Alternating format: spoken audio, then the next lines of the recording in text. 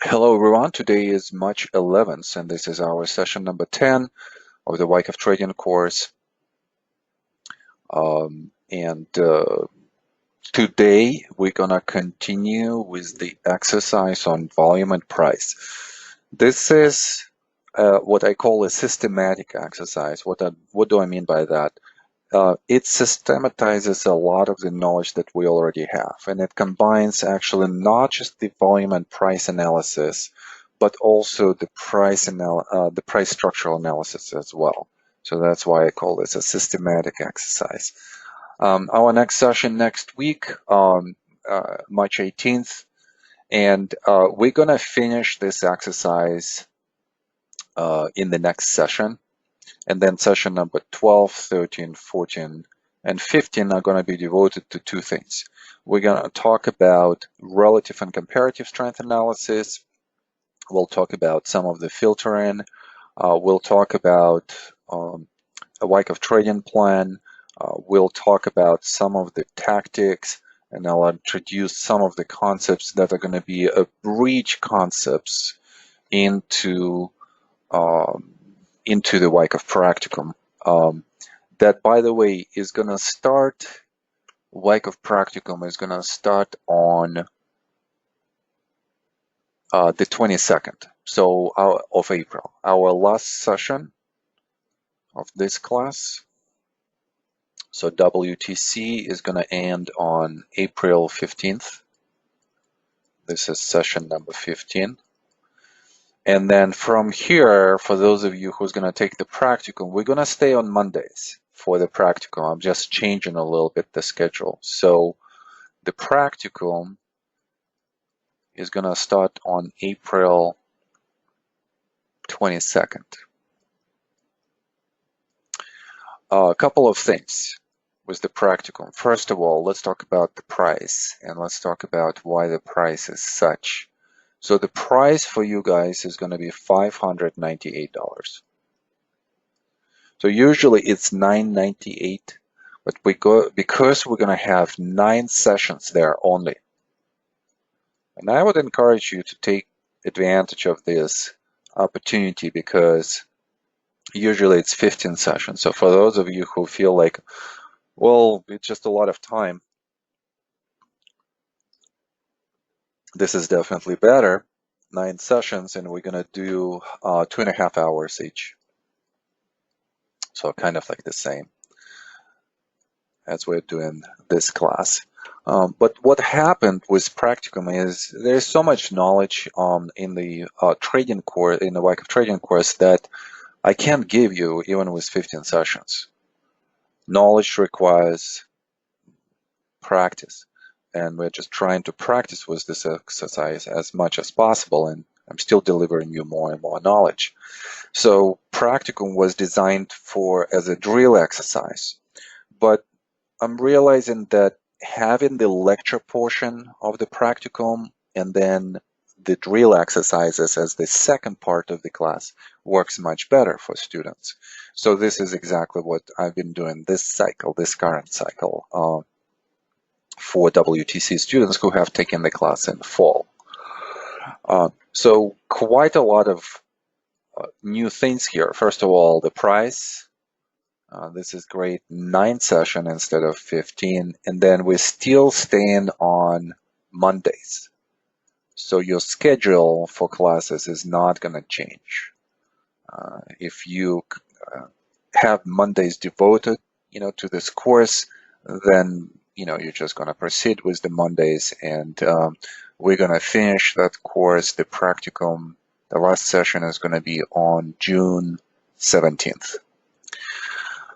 And by the way, you can register now, and I don't know why I didn't put this as an announcement, so maybe next time I'm going to start putting this. So you can register now, go to our website, find the Wyckoff Practicum course, and sign up, because one of the things that I've noticed with students throughout all of these cycles, and I got a calculate how many cycles I have actually done with this course, but definitely 20 plus, maybe even more. When students go away, they're kind of excited. Now I'm gonna put this into the action, and I'm just gonna start trading using this. And by all means, please do, because it's gonna show you both. It's gonna show you the improvement that you've made over the course, and then it will show you what else you need to know. So I think that it's extremely important, to have some kind of exposure to the market. My only advice was that is expose yourself gradually, right? So this knowledge apply gradually. Seek confirmation that you know and that you could implement this. All right, so that's that. And what else? For those of you who are not signed up for Linda's Reschke much special, you can still do this. Again, go to our website and sign up. You still can receive all of the recordings and the slides. We just had a session on Thursday that went really well. And we had really good feedback. Now, Linda is not necessarily teaching us Wyckoff method, but she's teaching us trading. And the main thing with Linda and the whole special is just to listen to her, to kind of be in the presence of this greatness and try to extract as many beliefs about trading and markets and how to behave in markets correctly. So extract those ideas as much as possible. All right, a couple of questions. Will 9 sessions cover the same content that is usually part of the Wyckoff practicum? Yeah, it is practicum, and it will cover the same material, and not necessarily the same, because I'm always changing, always adding, always thinking about, what is the best exercise at this point, and so on and so forth. So the practicum is a very interesting being. It just kind of develops in the relationship to the group itself. So we'll just have to see this, but it's definitely going to be more of a feel of the Wyckoff trading course rather than the practicum as it was, let's say, a year or two ago. But we still will be doing exercise in each class. So each class, I'm going to have a chart for you where I'm asking you specific questions. Define the bias, define the selection, define the character, and so on and so forth. That's the purpose of that class.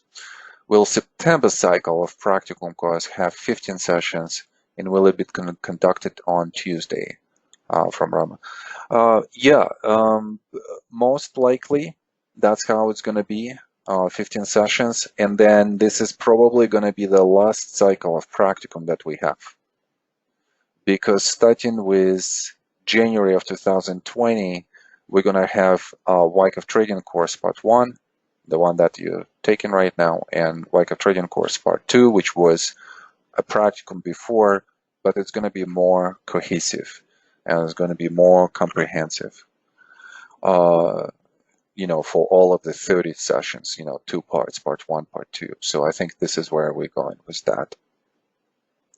Another quick announcement, for those of you who are going to repeat this course during summer, so for those of you who is going to sign up for WTC summer cycle,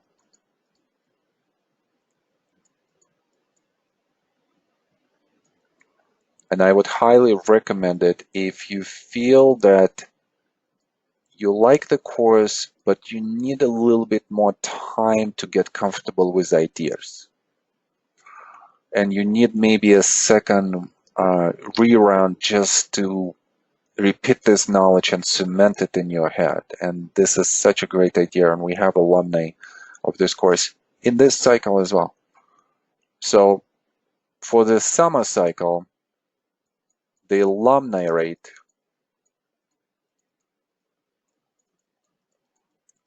is, and this is going to be only 12 sessions. And usually during summer, that's what we do. I don't teach the full course. It's kind of like an abbreviated version just because some people are much busier, and this is just our opportunity to give them that chance to participate. So 12 sessions at 2.5 hours, and the price for the alumni rate, so the regular rate is $798, and then the alumni rate is going to be $498. So really good discount, right? Obviously, not as many sessions, but on the top of this, and we have currently a promotion that is running until March 20th. If you register for the course and you email us after your registration to wyckoffsassociates@gmail.com, and you say that in the title WTC promo, then we're going to rebate you $100 back. So effectively, your price could be $398 for a repeat of this course. So think about this. I kind of wanted to create a very appealing value. It seems like it's such a low price, but I wanted that value to be available to you. For those of you who have taken the class in this cycle and you feel like you want to repeat it, go for it. This is one of the ways to do this. If you feel more comfortable, go for the practicum, because this is the next step. And then if you have any questions, obviously just email me, ask me, and I'll be happy to answer. Okay. Dun, dun, dun. Let me just do this, otherwise I will forget.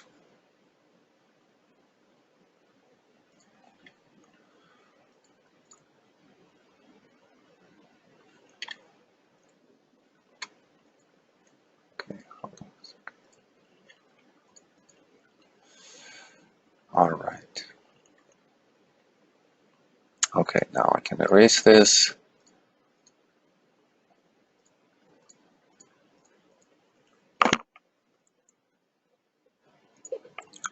All right, so today, as I mentioned, we're going to continue with the group exercise. Then we're going to continue with some of the volume case studies. This is actually going to come before the exercise. The homework is going to be the same, and I kind of see a little bit of the deterioration of the participation in the homework. So I'm still receiving homeworks, but not as many as in the first months, not as many as in the first couple of sessions on this exercise. So I want to encourage you to go back, rewatch those videos where we discuss the exercise, make notes, email those to me. This is definitely going to be very beneficial for your development, for knowledge development. Session number 11, next session, basically the same. We're going to finish the exercise. This is going to be the main purpose of that class. If there is anything left on volume case studies, I'll bring it up. If not, then we're just going to move on. But we will definitely finish the exercise next time. All right, let's go to some questions. And the first question comes from Doug. Doug is asking, if effort is the difference in force between the volume signature of two different bars, then is the result the difference in force between the price levels of two different bars? Actually, yes. If you think about, the effort, let's deal with the effort first. So we judge the effort by volume. And we could say that on, let's say, one bar to the upside, the volume was this. And then on another bar in the same direction, the volume increased. So this volume increase in comparison to bar number 1, it suggests that there is some kind of difference in the amount of effort that was put into that second bar. So there is more effort to push the price up. So there is a difference in how effort is being depicted right now. The same for the result, because we could see that the result, let's say in this case, is going to be all about, let's say, something quantifiable, something visual for us, right? Because we're reading the chart. So we're going to say that the up spread has increased. Secondly, we could say that maybe close to close, the distance between closes, right? So maybe the previous bar was somewhere here, and that was the previous close. So we see that maybe the close to close is increasing. Then we might say that, let's say on bar number 1, there is some kind of supply tail that we see. So we could say that the close to spread has increased as well in bar number 2, and it closes so close to the high of that bar. And that would be the difference in the result. Obviously, result is also going to be associated with the intention, and this is something that, not necessarily Wyckoff into. Wyckoff never talked about the intention of the specific bar, but I took it from the significant bar technique that I've developed for myself, and I'm going to introduce this to you guys briefly in this course, and then in more details during the practicum. During the practicum, we're going to be discussing significant bar as an element, as a tool for stop losses, and how we would be moving the stop losses more mechanically. Again, not necessarily a Wyckoff idea, but something that I've realized in the methodology was, in a way, was heavily underdeveloped. So I had to think about this, and I introduced just basically the way how I, trade swings, or how I define swings. And that became very popular with a lot of students. Usually students opt out, to do that instead of the Wyckoff method stop losses, which are extremely discretionary. So we'll talk about this, and we'll talk about this, in the practicum. But intention is, slightly different, but still under the result. Let's see what other questions we have here. Is result indicated as an absolute level, whether positive or negative, namely, result could increase, decrease to the downside or upside, or is it the delta, change in the value? So definitely we're talking about specific things, Doc, right? So we know what those things that we want to define. And again, they are extremely quantifiable. If we're going to look at the spread, we're going to compare it to the previous subspread, and we will define the spread as the difference between the high and the low. There is a variation on the spread with the true range. We've covered that before. Close to close, quantifiable. Close to the spread, quantifiable. So we are looking at the differences in among these characteristics. And obviously, yes, there is a change in value. So for instance, if the spread has increased, so there is a change in value. If the close to close has progressed more, there is a change in value. If there is the close, like in this case that I'm showing here, bar number 2, the close is much closer to the high of the bar, then it's quantifiable as well, and therefore we could extract the value of change. So yes, it's definitely a quantifiable change in value type of parameter. Having said this, you could say that the absolute level is going to be related to the intention itself, right? Because we are going to be looking at some level of resistance or support. It doesn't really matter.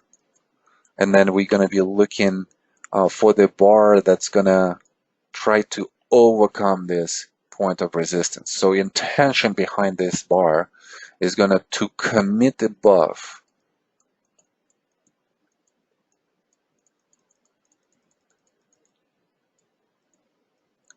And therefore, from that perspective, this is the absolute, you could define this in the intention, whether it was fulfilled or not, in absolute terms, because you could define the level of resistance, so let's say it's $100 here, and if the price does not commit, then on the absolute value above 100, then what does it mean? This means that intention has failed. If the price does commit above and closes above, then above 100, then in absolute terms, yeah, the result has changed as well. So really good question, quite a few distinctions right there. And then we go a little bit into more details with sub-questions right here. So and let me just kind of like rephrase this a little bit. Actually, let me read this.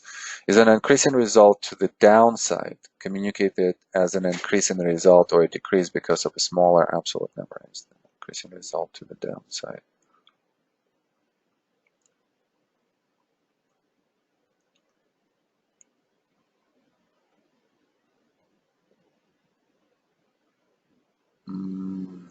Not sure about this question. Okay, so let's just not go there. Is decreasing. Okay. Is decreasing result to the upside communicated as a decrease or increase because it's still higher prices? So, Doug, I think that what you're talking about is in the context, let's say, of an upswing where maybe a result is decreasing, right? So let's say spread is decreasing, maybe volume change is decreasing. If I understand the question correctly. So how would that be interpreted? All right, so we still would be looking for what? We would be looking for the previous bars, right? And we would be comparing the last bar with decreasing result with the bars on the same rally. We just have to figure this out. So in a way, we could have a decreasing result on a rally in a bullish environment. So hopefully, I'm addressing this in the correct way. I'm just trying to see if I'm understanding the question correctly. So yeah, you could have in the bullish context a decreasing result. You could have in the context of the downswing a decreasing result to the downside as well. Yeah, so that's possible. Okay, really good questions, some interesting distinctions that we're discussing here. All right, so thank you, Doug. Let's go to the next question. All right, next question comes from Adam. And Adam is asking, was today an ease of movement bar in the markets? So let's look at that. By the way, before, and I feel like I have to clear my throat. Before I answer this, what do you guys think? Is this an ease of movement day or not? So write your answers really quick.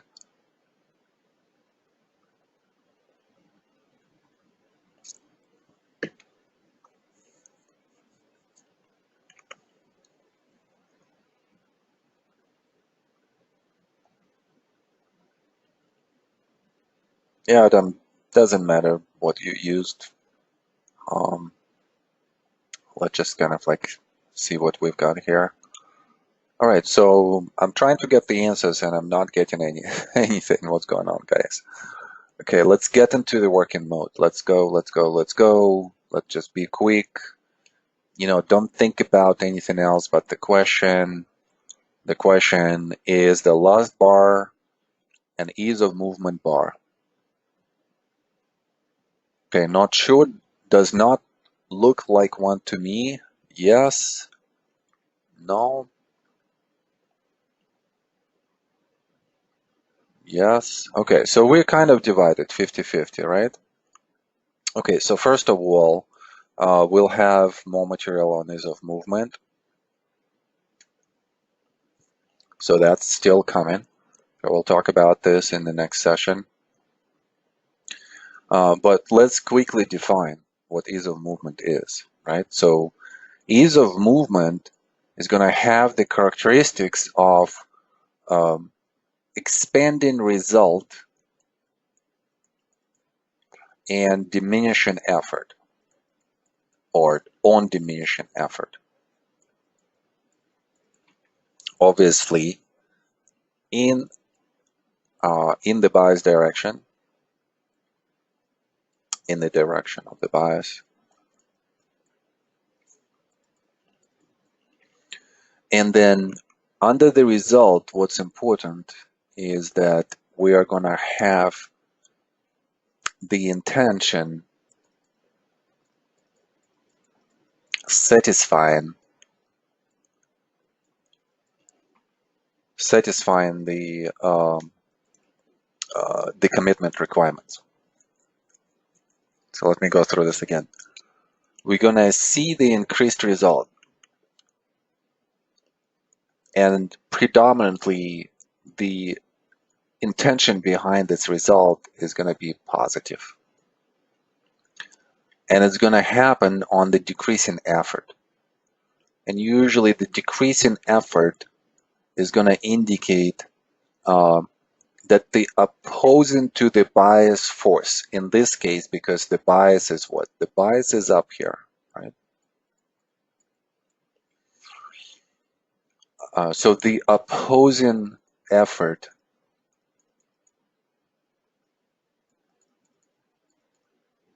is going to have the characteristics of weakness, right? So we could say that supply is poor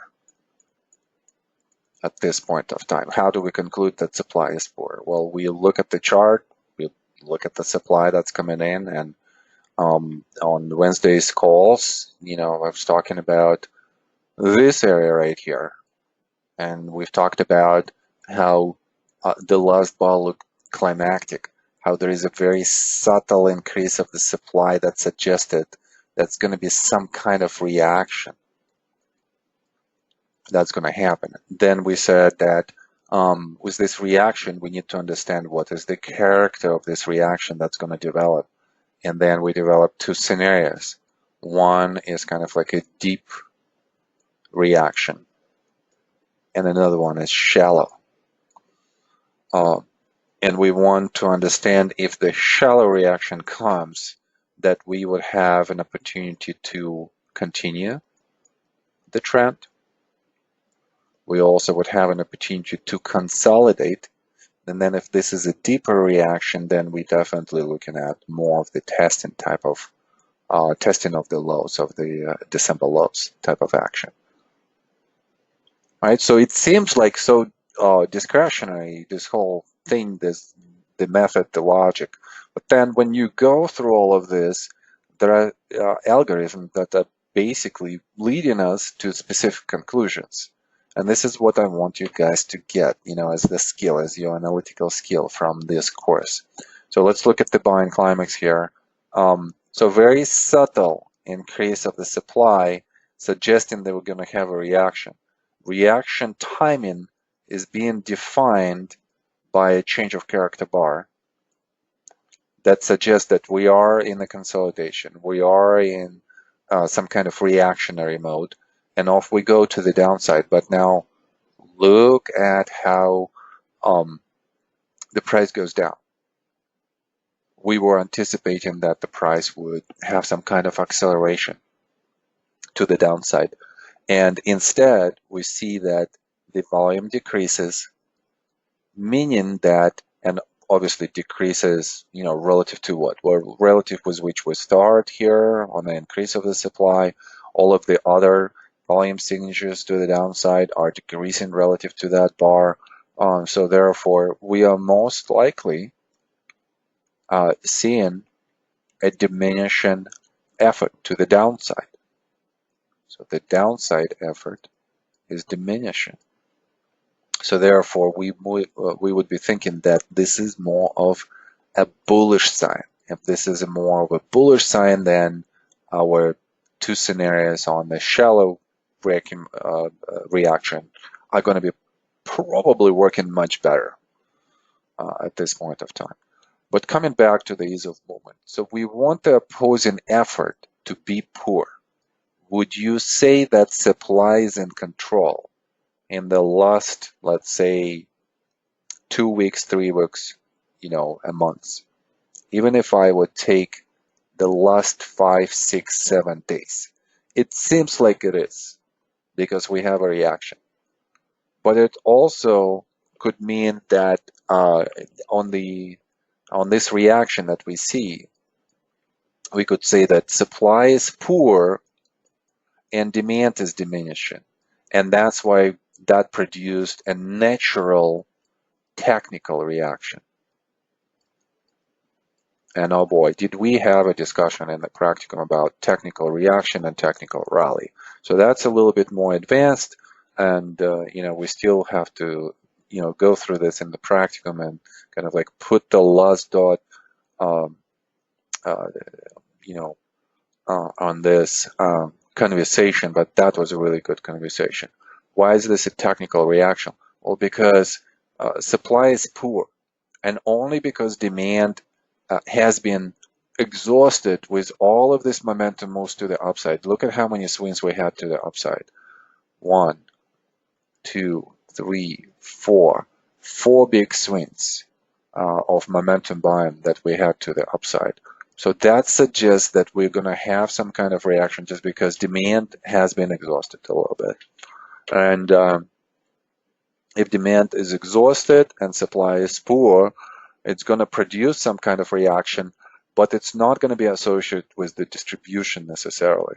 And therefore, it becomes more of a technical reaction within the confines of the upswing.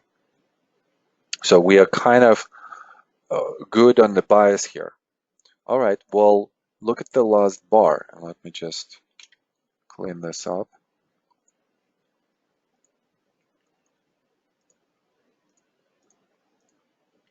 So let's look at the last bar. And let's go through the definition again of the use of movement. Do we have supply that is poor? Yes. Diminishing demand on the reaction? Yes, we have that. Or diminishing react on the upside? Yes. So now what we want to see is through the reaction that was a technical reaction, we want to see supply being exhausted,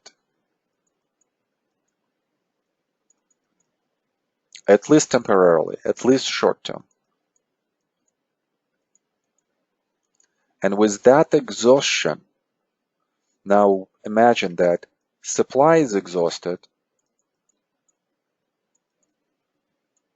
and demand is tired too, right? So both of the forces, buying and selling, are hesitant to go into the market and produce the next wave. The buyers are hesitant because, well, they've been buying for 2 months now, more than 2 months. So whoever wanted to get into the position already in the position.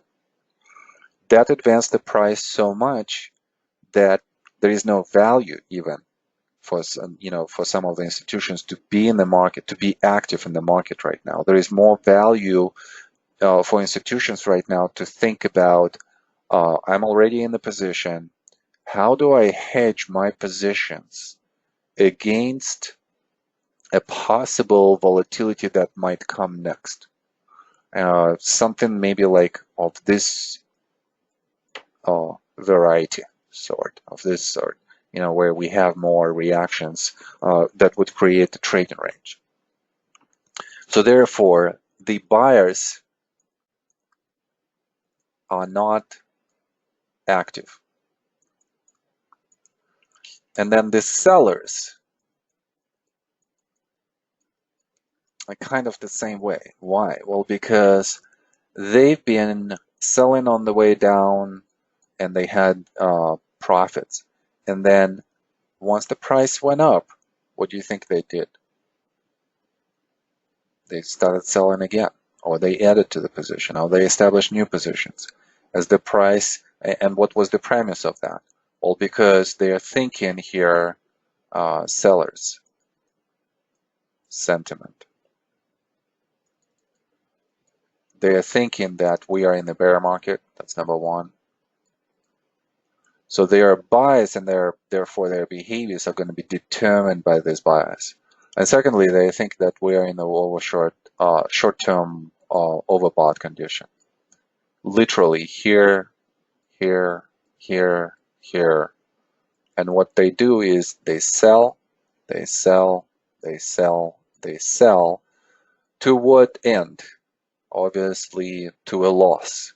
So they're going to produce loss, loss, loss, loss. And this collection of losses, even though they are still extremely sure that this is a bear market, leads them to the state of exhaustion. So sellers are exhausted at this point. So therefore, when they are exhausted, especially emotionally, what do you think they're going to do? They're going to withdraw from the market, and they also become inactive.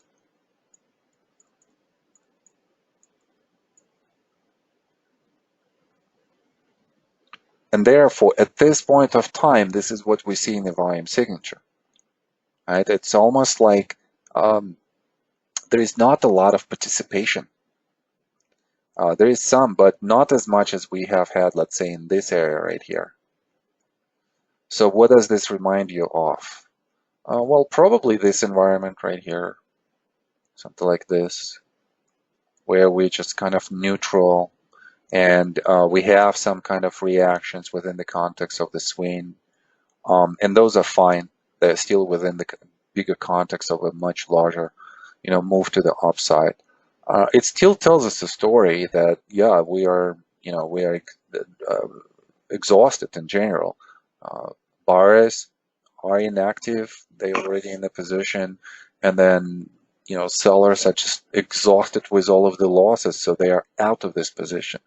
And they don't want to come in and short at this point just because they don't want to be wrong again. So that's the whole sentiment picture that we have currently in the market. And it still favors the bullish scenario, no matter how it's going to unfold.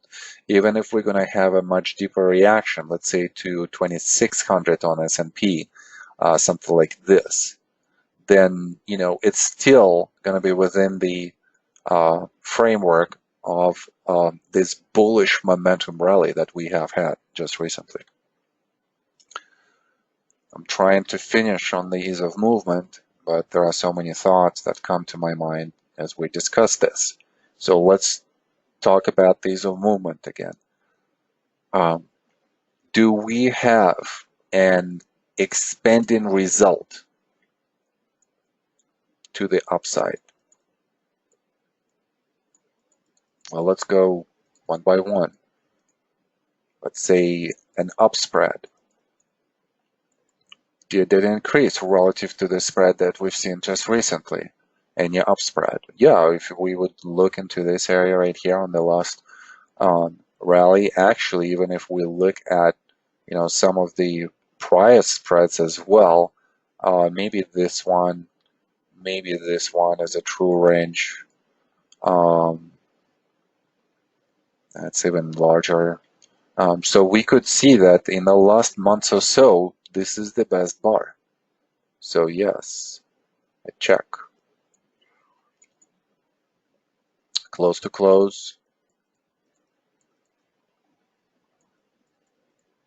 Yes. check. Definitely, we are at a much better close to the upside than what we had here, and we don't even have a close to the upside here. This is close from one down bar to another down bar, but we are overcoming all of those, and this is a much better close. What about close to spread? Yes, as well. And we could probably judge this by maybe like the previous bar that has a bullish characteristic built in it. The price has gapped down on the open, went down, and then closed up like this. So we definitely see the improvement both on the close to close and close to spread and up spread and so on and so forth.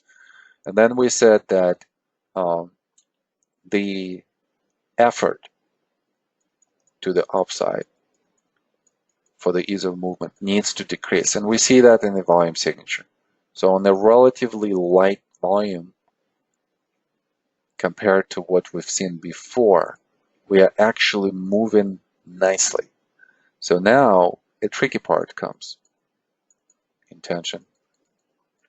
So with the intention here, we should think about this in kind of like two terms. Short-term intention and then long-term intention. So short-term intention was to close favorably over what we have had as a commitment in the most recent price action. What was that commitment? It was commitment to the downside, right? So we had closes down, close down, close down. Are we committing above those closes? Could the professionals, even with minimum effort, push the price in such way that it's going to close above previous closes? And we could definitely see that 1, 2, 3. 3 bars, or 3 closes rather, this bar has overcome the latest 3 bars to the downside. And it did so in 1 day. Not in 2, not in 3, not in 4, in 1 day. So it took the price 3 days to go down, and it took just a day and a half to rally off this low. So definitely we are satisfying a short-term intention. Now, what about the long-term intention? Well, the long-term intention here is obviously to overcome a resistance that has been created by the high of this upswing. Have we done so? No. And that's the key here to this question. Is this an ease of movement bar? On a short-term basis, yes. On a longer-term basis, we still have to see the commitment above this area. So this bar has all of the characteristics for the ease of movement, and it is an ease of movement on the short-term level, on the short-term time frame. And yet, having all of these characteristics on a long-term basis, it does not show us that ease of movement yet. But it can if the next bar or within a series of bars, we're going to have something like this. And, I've discussed in the WMD what could be the catalyst for this type of move, what would be this type of commitment. And I've shown you guys some analogs from the past. So let's talk about the catalyst. Catalyst most likely is going to be associated with China-US talks. Imagine everything comes together, everybody's excited, and what do you think is market's gonna do? Most likely it's just gonna go to this level very quickly. So there's gonna be some kind of acceleration. That's number one. So that's like the most bullish scenario that we could see. So, and this would conclude this run. After this, we definitely coming back in a big way because the institutions are going to see this as an opportunity of liquidity, value, close to the long-term uncertainty high, and they're going to start selling.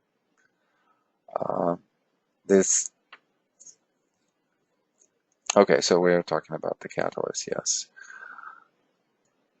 What else did I want to mention here? Was this? Oh, yes. So the analogs for this. So look at the Dow Industrial in 1974, 75. And 75 was such great analog for this rally. And if something like this develops, or maybe even like something of a small trading range shape and then going up out of that, this is going to look more like 75. Tesla in 2014, 15, 16, look into that, had the same big structure trading range, and then a shakeout in the middle, and then a quick rally to the upthrust, reaction, and then a prolonged consolidation, almost like a year. And out of that consolidation, then the price started to go up. So quite a few still scenarios of how it's going to unfold, but it's very encouraging how the reaction is behaving. And that's why it's not just enough to identify that the reaction is going to happen. What we should be concerned about is the way how it happens, because the way how it happens will define the short-term bias and sometimes long-term bias as well. All right, great. Let me see some comments here.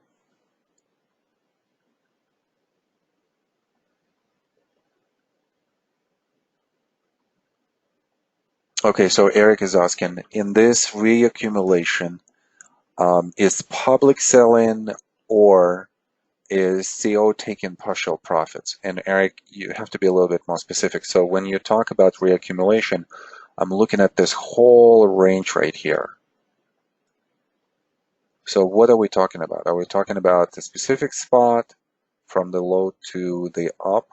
You mean from this low to this, right? Okay. Well, let's talk about this. So obviously here, extreme oversold, and extreme value, and extreme liquidity. So CO is doing what? CO is buying. Then on the way up, as we look at the momentum, look at where momentum picked, right here on the bar. So all of this is going to be institutional trend followers. What do? They are gradually getting into the position. And they're getting into the position gradually just based on their level of confidence in their systems. And as the system just basically tells, okay, expose yourself more, more, more, and more. And I see institutional systems are often based on this, on kind of like this confirmation of the system signals. So asset allocation is based on how the system confirms specific environment. And I'm actually thinking here, and for those of you who are institutional guys, I think that it's a model that was based more on the idea of the preservation of capital. And I think that in the institutional world, we kind of, all of us, are so concerned about losing the capital. Because if you lose the capital, you lose your job. That's what it basically is. If I have my personal account, and let's say that I lose the money, it doesn't mean that I'm going to stop investing or trading, which was in that account. But with and I still have that job. With institutions, it's different. They produce a worse a bad performance, and then their job is in jeopardy. So that triggers specific behaviors by money managers. So they want to be tentative and they seek confirmation. And what it does, Adam, by the way, yeah, I agree with you on that. Um, what it does is money managers at this spot are going to be tentative and they will seek confirmation. And look at this, Adam, what this produces. As they seek the confirmation, they underexpose, and then because of that, they underperform.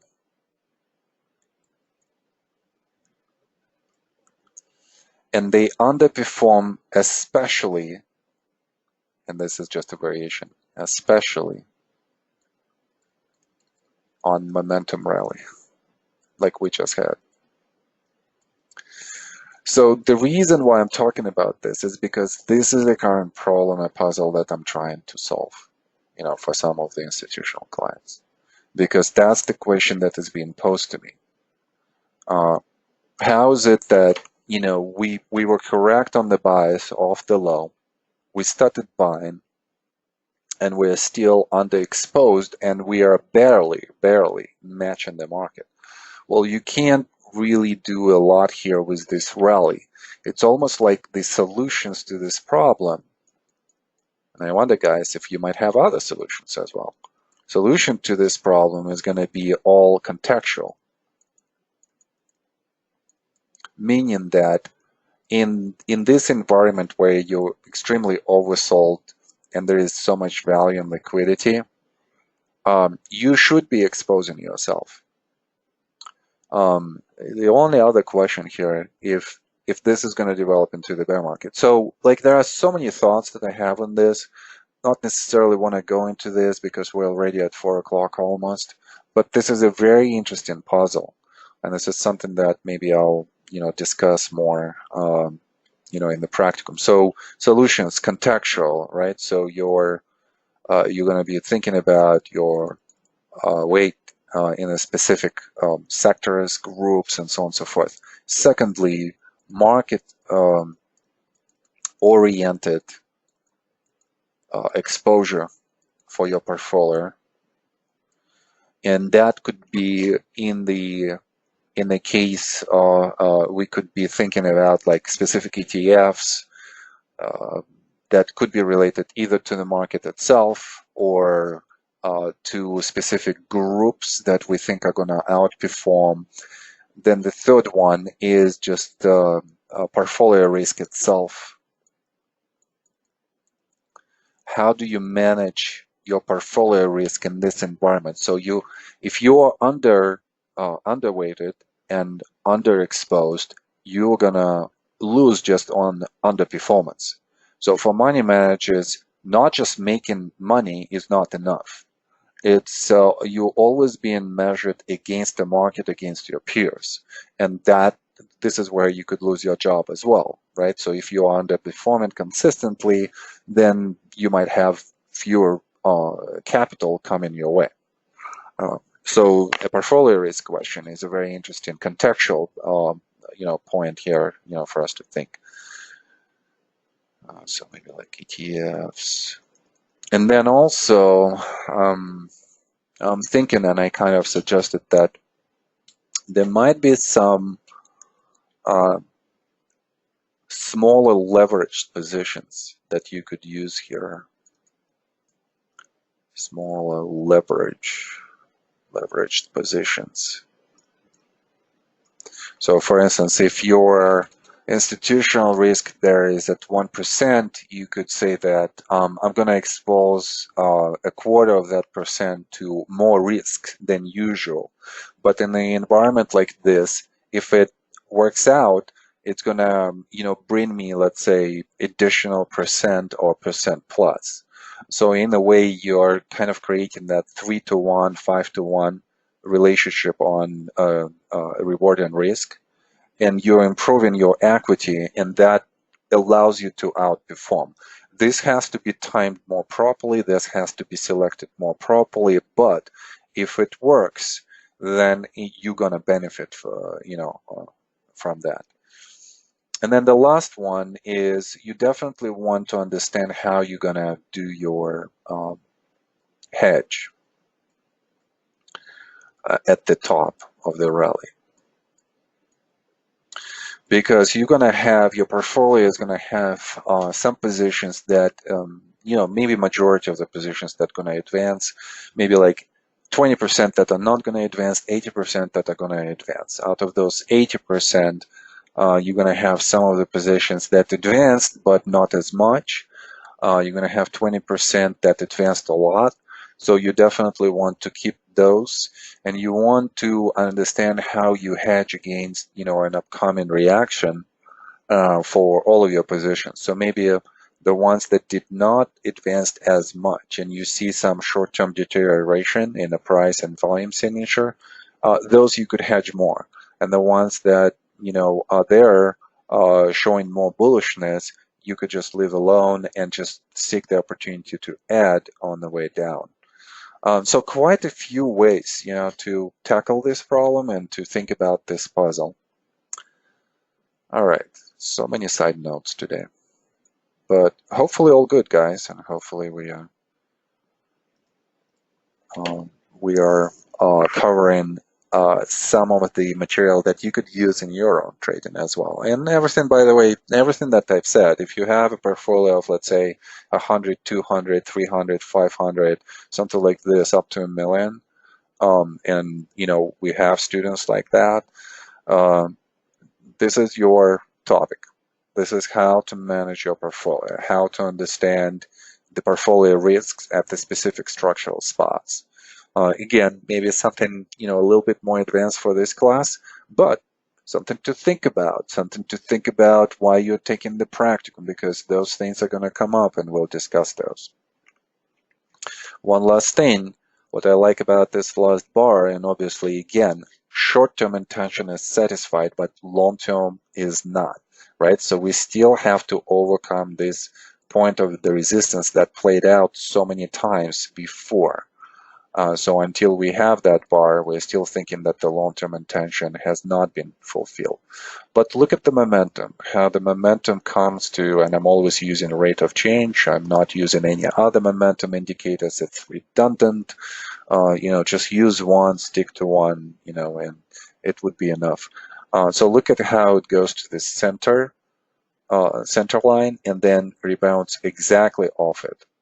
So this could be just a short-term technical rally, and that's how the price would behave around that. So look at, let's say, something like this, this. So there is some kind of momentum, let's say, going into the latest rally, and then on the reaction, we're seeing that once it touches the center line, it recovers. So somewhere here, you could continue your campaign or add or establish a new position. All right, great. Good questions, good conversations. Let's go to the volume case studies. We're still studying, how supply and demand interact with each other, how volume and price interact with each other. Excuse me. And we've talked about different types of supply absorption. We've talked about horizontal absorption, or absorption through time, sometimes I call this. So this absorption is going to be observed by ours through different phases. And usually the predominant supply signature is going to be of the diminishing supply going into phase C, and then we could have different variations on this. Vertical absorption, we said, that could take different paths.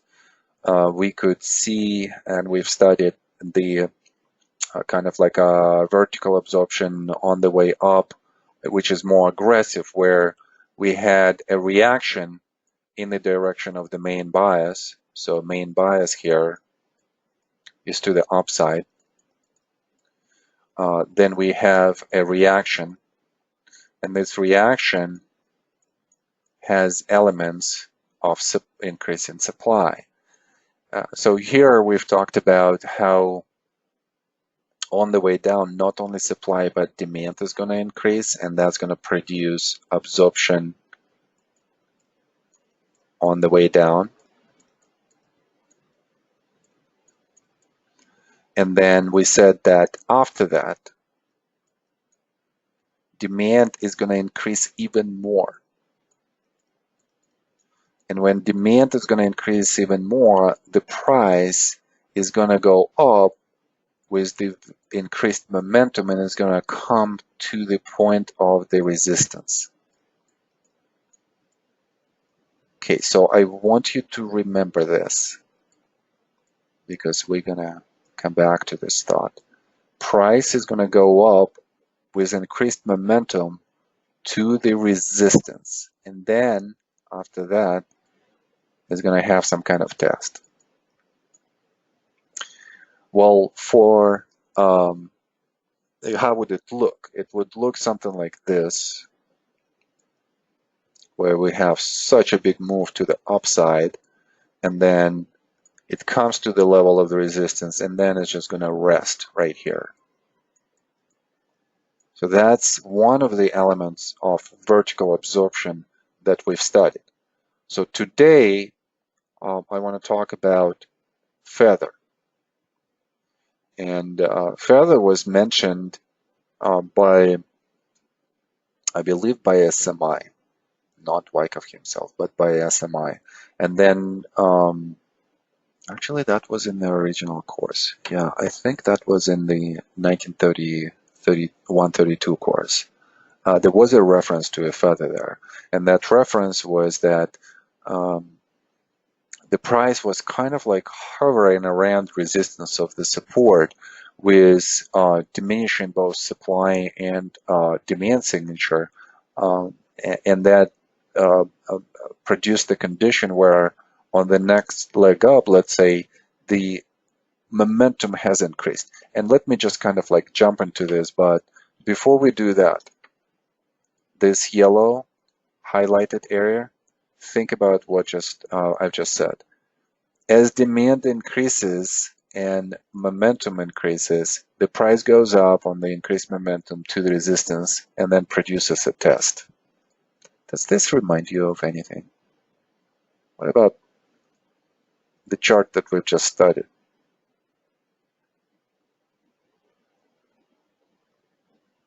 We definitely don't have a bullish bias before. We have a trading range here, so non-trending environment. Then we have an increased supply signature that produces this reaction. And it's out of this reaction we see that there is absorption on the way down, but then there is absorption on the way up as well. And the rally usually is going to come to the area of the resistance. So we are right there. This is resistance number 1, number 2, number 3. So we are close to that zone. We are on the border of this zone. And that's why I'm thinking, what is going to happen here? Are we just going to have like a trading range right here and then we're going to go up, or are we just going to kind of like spraying up like this? And I think it's all going to be related to China and how the talks are going to unfold. But it reminds me of that vertical absorption. This is what has happened here. There is an absorption on the way up, and it's vertical because there is no trading range here. I mean, there is, but it's not that big. It's not the absorption that we have through the trading range that we've had in April, May. It's more on the way down and then on the way up. And that's how the B bottoms are being created. There is so much value here on the way down, and there is still so much value on the way up. And again, please note where the momentum signature has stopped. Why did they stop buying here? Well, if this was the previous value, then everything here is undervalued. and still undervalue even on the way up until it hits this area right here. This is institutional undervalue. So they are buying on the way down, they are buying on the way up, and then they stop buying. Once institutions stop buying, how are we gonna see that on the price and the volume signature? Well, the volume signature is gonna be gradually declining. The price is gonna also deteriorate, right? So we're gonna see a deteriorating result to the upside, even though it's still a bias to the upside, even though the price still goes up. Coming back to Doug's question, could we have a diminishing result in the up rally? That's exactly what we have right here. And once they stop buying and they are inactive, we're going to see this also in the momentum. So momentum is showing this, volume is showing this, price is showing this. We could interpret this as diminishing interest by institutions at this point of value, but still it goes up just because no one is selling. They got in and they're not selling. Why? Well, because this is not their typical behavior. They are going to be thinking here more about they're already in the position and how to protect their portfolio. Okay. I don't know. We're definitely on fire today with all of the side note topics. Let's come back to a feather. So here is a feather, right? And this feather is in a free fall.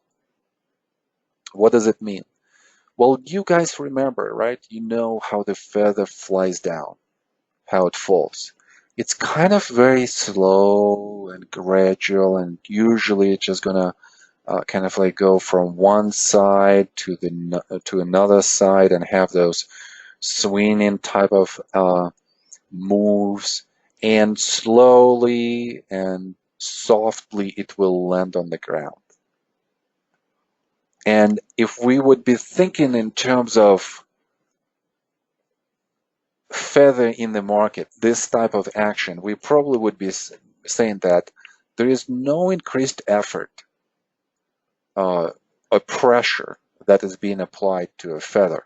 And that's why it falls down on its own weight. And it falls down smoothly and slowly. And there is no increased result. I mean, we're definitely going to hit the ground with the feather because it still has more weight than the air, right? So the gravity is going to pull down unless there is some kind of distortion with the wind and so on and so forth. But if the conditions are such that there is no wind, the feather is not going to have increased effort to move down or to move to the side or to move up again. It's also not going to have increased result. It's just going to gradually kind of like go down, down, down. There might be some slight increase in the result, if we go into the whole physics of this thing. I'm not quite sure, but to me, just on the conceptual level, this is just a free fall movement without interruption. And we could see in the market some places like this, where, let's say in this place right here, we see how the price had initial momentum. And then after that, the price goes down, goes up, goes down, goes up, goes down, goes up, goes down, goes up. And this movement is reminding me of a feather. We are close to the breakdown. We are moving to the downside. So result is there, but not dramatic.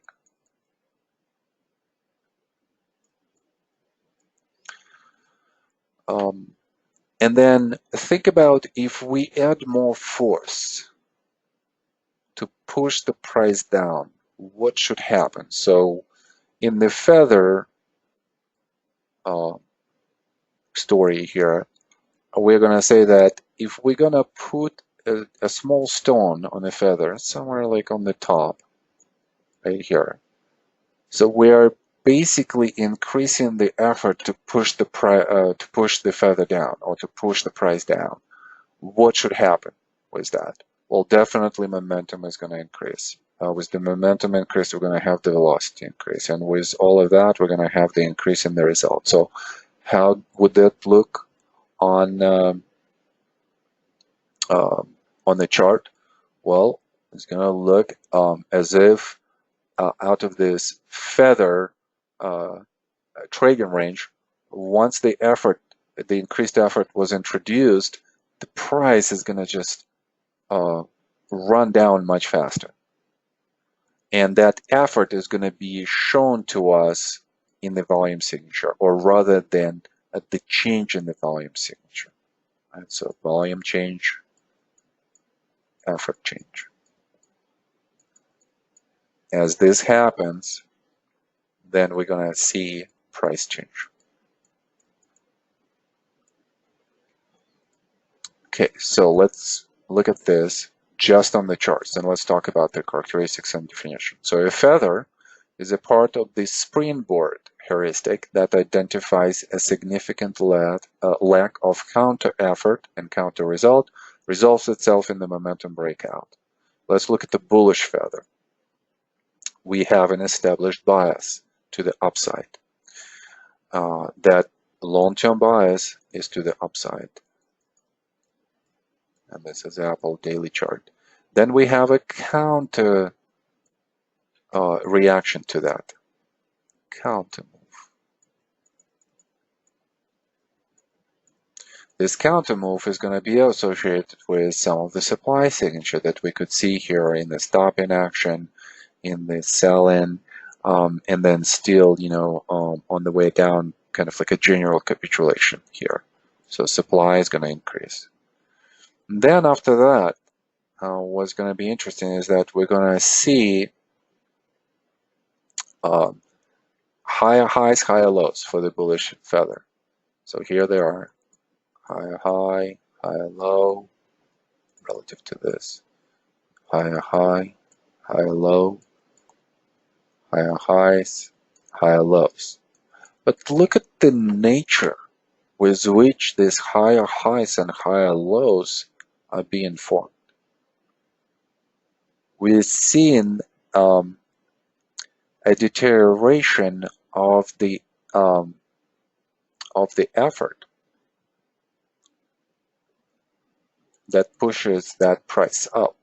I mean, obviously, this segment right here has some momentum. Yes, that's true. But then after that, both supply and demand are somewhat, definitely not negligent, but not that active, right? And we are thinking that demand is diminishing and that supply is poor. And that's the whole situation. And even with that, we're still making higher highs and higher lows. So in a way, a feather is an ease of movement. And because we're making higher highs and higher lows, feather becomes a part of the vertical absorption family. And then obviously, once we come to the level of the resistance, this is where the behavior of institutions is going to change. And this is where they're going to say, well, even with that small effort to the upside, diminishing effort to the upside, the price gives me an absolute performance that I need. It goes up. It doesn't go down. So I might buy more. They might be buying more on some kind of catalyst. Maybe they're waiting for this catalyst, and that's what creates this type of movement right here. Anticipation, but it's more with the bullish bias built into the price action. And then when this catalyst happens, they add more effort, and that pushes the price up. with a lot of momentum. So we're seeing a lot of momentum here.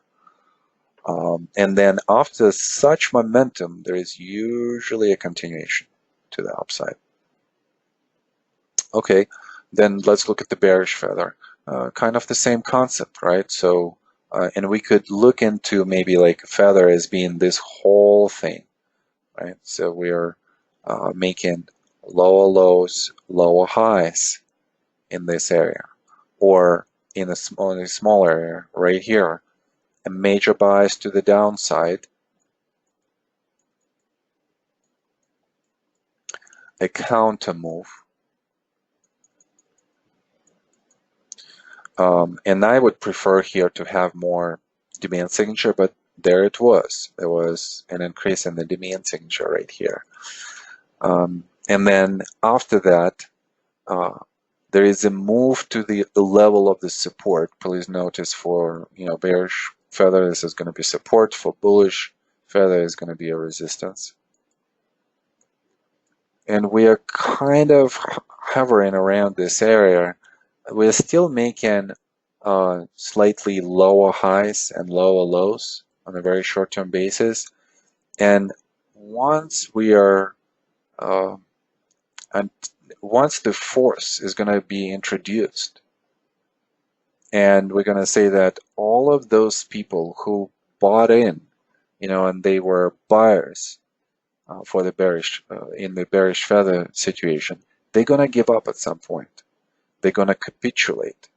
And this capitulation after the feather is going to produce increased volume signature, increased momentum, increased velocity to the downside. And then obviously the price is going to react also a lot to the downside. It's going to have all of this increased result to the downside characteristics.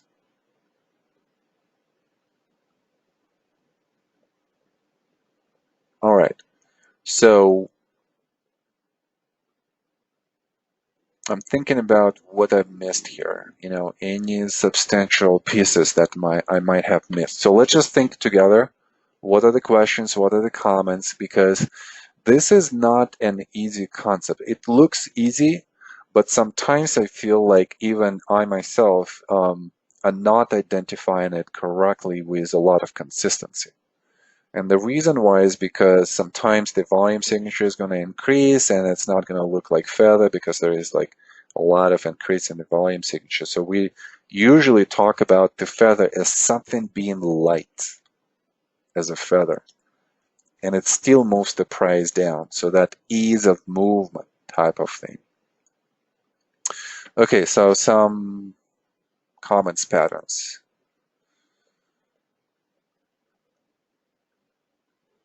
Okay, Adam, I'll have to look into that. From Nilesh, how should we trade further to initiate a position? Okay, very good question.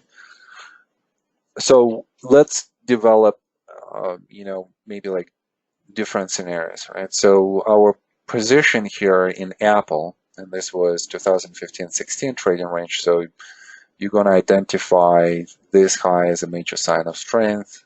Point number 1 as a backing up action, going into point number 5. So this is just a trading range of the backing up action here. So how would we be thinking about opening the position? Because of the first reaction and the increased supply on the backing up action, we might be thinking about establishing the position at point number 2 on the reversal. So somewhere here. So this could be our point of entry number 1. Then looking at the feather itself, and I think this is the value of that question, how do we trade it? If we understand that feather by itself is a test of supply at the resistance level, then we know that we could buy the test. So we could find some spots to buy here. 1, 2. And then if we're thinking about what should happen next, if there's going to be a late capitulation of short traders in a bullish feather, and they're just going to capitulate, let's say, on the catalyst or on the breakout, all of the supply that they're going to provide is going to become a market order to buy. And therefore, supply is going to absorb even more.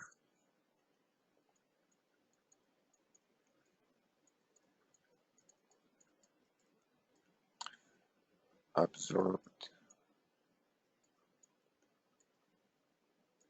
more. If that's the case, if there is more supply that has been observed, and not only at the lower price levels, but at the higher price level, what do you think is going to be a long-term bias to this? Most likely it's going to continue, right? Continuation. And if the long-term bias is a continuation, then think about a point of entry. Could we think about a point of entry right here in terms of adding to the position? And I think we can, because let's say on this catalyst, on this momentum catalyst, we're also going to have a test. And that test usually comes within the next 2 days. By the way, it was really interesting how we talked about this in this course, right? Big momentum push on a lot of volume with the gap, usually on catalyst earnings. And then the next 2 days, we want to look at the test. And Linda was talking about the same pattern. And she considers this one of the most reliable patterns. If your test is successful, if you don't have the bodies or the tails of the testing days violating the low of the gap day, and they don't go too much into the gap, most likely there's going to be some kind of continuation. And look how nicely, you would have this trade from 125 to the first change of character bar to 147, so that's $20, or is going to translate into what, about 18% move, something like that, around maybe 18-20%. And then you're making this 20% in 1, 2, 3, 3.5 months. So you have to think in 3.5 months, 20% annualized, it's going to be different. So this is a good swing trade. And especially if you've been entering this position before, like at point number 1, 2, 3, and 4. So you could potentially scale in into the position, and look how nicely it just on the edges of oversold, short-term oversold conditions. What do I mean by that? I believe this was the low, yes. So look at this. All of our entries are clearly close to the oversold, except for the momentum breakout right here. But the momentum breakout entry is going to suggest a strength of the continuation. So therefore, we're still relatively in the not such a risky place. All right, so what else? Joe is asking, for the bearish feather, where did the CO get out? Well, CO got out in many spots, Joe, right? So we're talking about a late institutional capitulation here. So, and by the way, CO could be getting out here as well. And at this point, the CO still has a profitable position, that's number one. And secondly, we cannot call it CO anymore, because we would be thinking that CO is going to distribute the stock at the higher level. So maybe somewhere here, where CO is distributing off the top. Right? Maybe here, on the way up, on the way up, on the way down. So this is CO. And then the rest is just institutional trend followers that are going to capitulate here. So this is early institutional capitulation. So these are this is smartest money.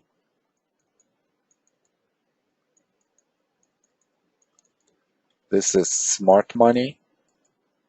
Why is it smart? Well, because they get out at the last opportunity before the collapse.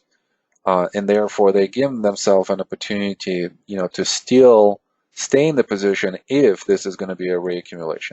And then the late capitulation is just going to be not as smart, right? Not as smart. And I don't necessarily kind of like these definitions, smart or not smart. It just a little bit. I feel like some people could look at this as a little bit, demeaning value, for certain types of market participants. But I know that you guys understand what I'm saying here. So the smartness of the money depends on where they get in, where they get out, but at the same time, there are so many different variations on how institutions behave. We don't even know completely what are the motives, intentions of some of the institutions being in the position that is going down, or shorting in the position that is going up. What if they have some kind of spread trade, right? So meaning that they have two highly correlated stocks. One of them they bought and another one they sold. And this could be here an example with Goldman Sachs, where somebody might be buying Goldman Sachs and don't mind the Goldman Sachs going down, but at the same time selling another stock in the same group because it just outperforms on a relative basis. Obviously, in this case, it should be vice versa. This was actually a trade that I've conducted back then, in 2018 in Goldman Sachs. Let me just capture this. So the trade was conducted here.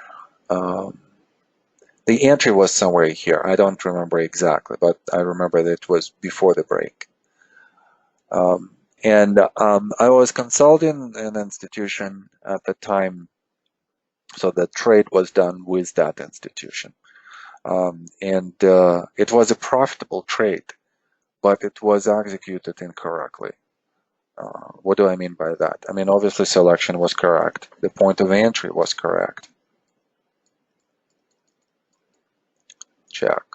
Point of entry. Check. We used the, I think it was actually a cash position. So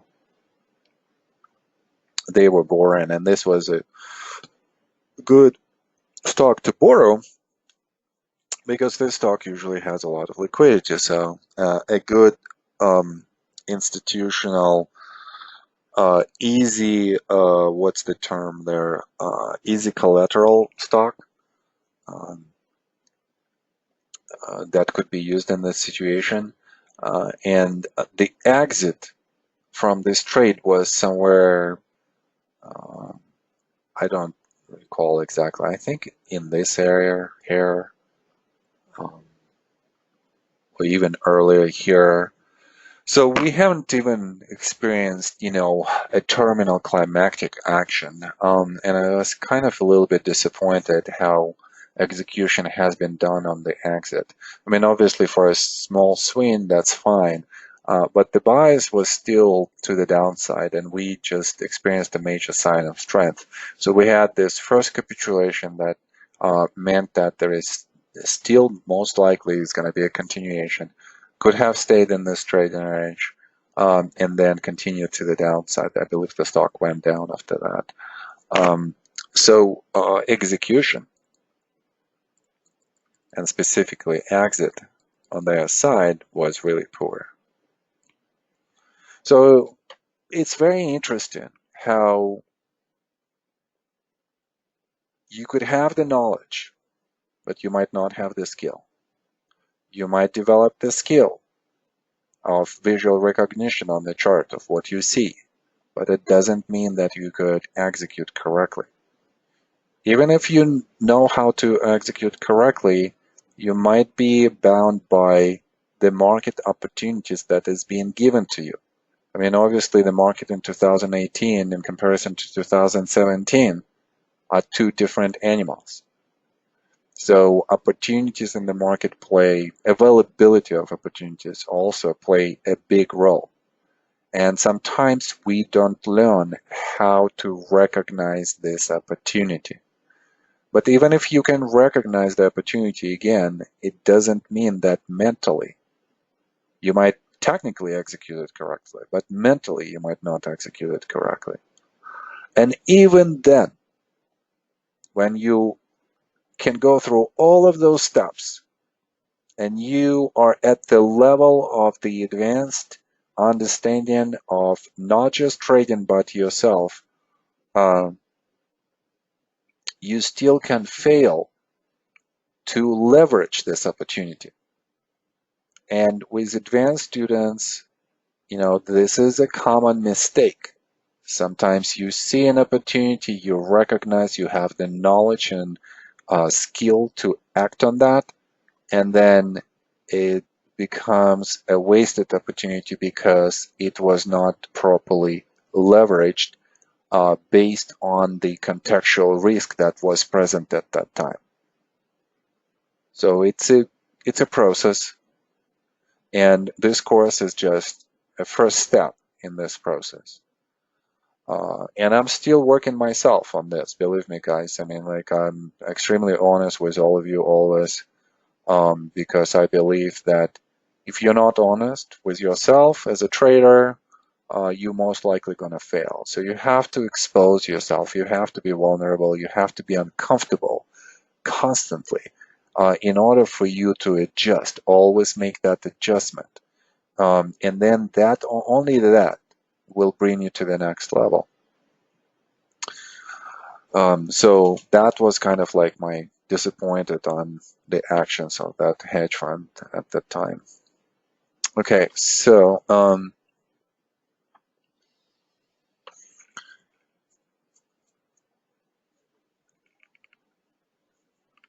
okay, now let's just say in Apple chart, the upward movement from February to April also looks like a feather. If no, is it because it's forming after leaving the trading range?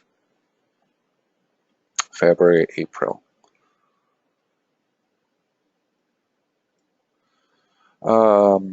I see it. This one right here. Well, we have to have some kind of reference to the obviously the resistance, and there is a long-term resistance here for Apple that we've seen, off the 2015 high, I believe. Right? Yes. So you could think that, yeah, the price kind of like does this. I would probably go to the weekly chart just to confirm that. I would say that this is just like a uptrend. It's more established. There is no grinding into the resistance area. It's more of a freer move to the upside. So probably just based on that, maybe I would kind of like not exactly say this, but if you see it like that, that's totally fine. What are the consequences of that? Well, we need to see some kind of momentum move. Well, here it is. It comes on the breakout, so that seems to be in compliance. But again, something where the bias is established and you have a big counter move first, and then you have this vertical absorption. Here, what is the long-term bias? Up. Was there a counter move? Not necessarily. So from that perspective, maybe not. Okay, Doug. Yeah, we'll talk about this maybe later on. I'll have to have more examples of this. All right, great. Let's go to the next one. Okay, well, 20 to 5. Let's talk about urgent demand. That's another volume case study that we have. So usually demand, and we've talked about the ice cream story, right? So demand usually is not going to be extremely pronounced after the absorption of the supply. Why? Well, because think about what happens with the absorption, let's say on the selling climax. So demand increases a lot here. Supply increases as well. So that stops the price from moving down. On the automatic rally, demand is still increasing, supply is decreasing. On the secondary test, supply is increasing relative to what we've seen in the latest rally right here, but decreases, so increases short-term, decreases long-term. And then at the same time, demand is increasing short-term. So there are some buyers that are coming in and getting some value at the low. But at the same time, demand is lower than it was on selling climax in automatic rally. Then we go into phase B. Same happens again. Demand is diminishing. Supply is diminishing. Locally, supply is increasing. Demand is increasing. That pushes the price up again. And then demand is decreasing even more. And that pushes the price into a sprint. At this sprint, supply is increasing, demand is increasing even more. That's absorption on the way down. And then after that, in phase D, demand could either be low and the price still will go up. And that is a function of how supply has been gradually diminishing throughout all of these areas right here. Sometimes supply has been absorbed.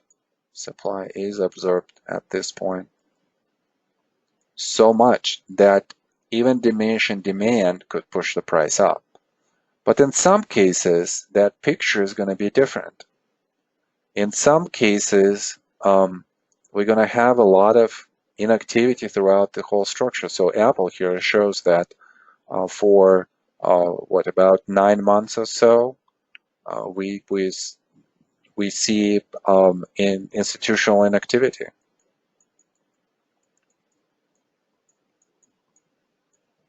And there is a reason for that. There is a long-term reason for that. And that long-term reason, you will have to look at the chart since 2001 and 2000 and just to kind of see what that reason is on the long-term chart. But on a short-term chart here, we're seeing how institutions are buying here, institutions are buying here. All of this is on the way down. There is no buying whatsoever, at least of the consistent institutional buying, until we probably come to this area right here. And we're seeing that there is a stop in demand that comes in at this point, and as the price tries to commit into the sprint action, there is one close below that support level. We see how the volume signature has increased drastically. And that is a stopping point, so therefore demand has come in a significant way, and it's a stop in demand. And it's absorption on the way down. So that we've studied. We've studied the absorption throughout phases. We've studied the absorption on the way down. Now, we also studied a feather. And a feather was a counter move and then a grinding out action, price action, with higher highs, higher lows. And this would be seen more on the intraday. And then both supply and demand are diminishing. And it comes to the area of the resistance.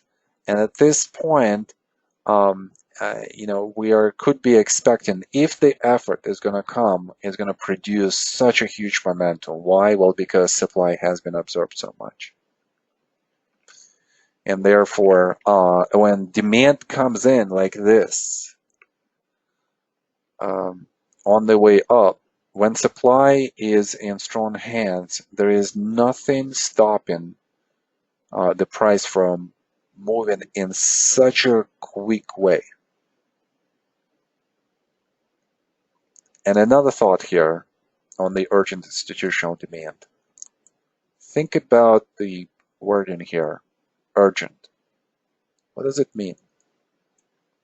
Why are they so urgently trying to get into this position? And please note, they're getting on the way in, on the way up. They are not at this point, they're not getting on the way down. It's been done before, right? Here and then at the sprint situation. Here they're just like, I don't care, I just want to be in this position. I need to be in this position because I see so much value in this position going forward.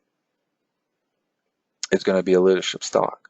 So that urgent institutional demand, usually in phase D, is going to identify to us a timing of uptrend emergence.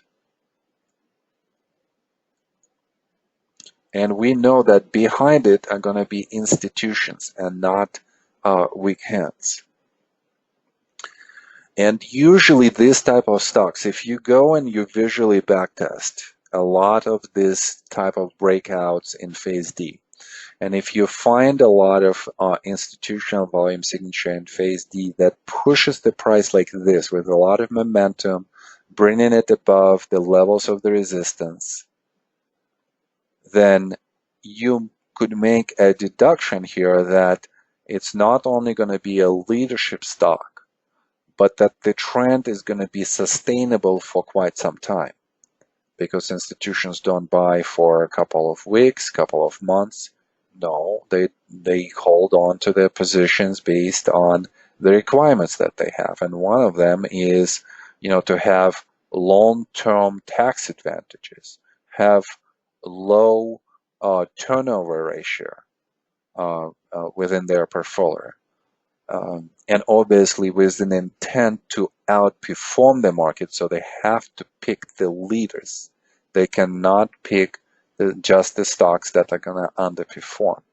So based on all of this, when you see this type of volume signature in phase D, you should be thinking about all of those things. And therefore, this type of the position might be more of a long-term position rather than a swing position. All right, let's see if we have any comments, questions.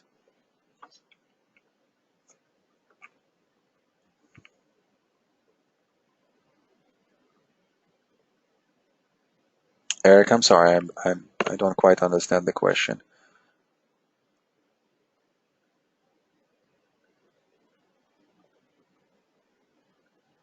Okay, if nothing stops the demand due to their accumulation, why backing up action appears instead of going up? Oh, I see. Okay, so maybe I'm grasping this. Okay, so maybe the question is, if there is so much momentum here, right, because of institutional buying, then why, it doesn't go up, but goes into the backing up action? Well, I think it's a structural question here, right? Because think about how supply is being observed. So supply is being observed on the way down, on the way down, on the way down. So the supply needs to be observed at the specific levels. And because there are so many market participants, their emotional memory of where they established the position, where they incurred the win or the loss, are going to be remembered. And obviously, at the points of the resistance, this is where that memory is going to act out again. Or we could state it in a different way. We could say that because of how humans develop systems for the markets, we could anticipate that in the area of the short-term overbought condition, there's going to be some selling. Selling is going to come from mean reversion trade professionals. The selling is going to come from short-term trend followers. They're going to get in right here. They're going to get out somewhere here or on the way down at the first sign of deterioration. Who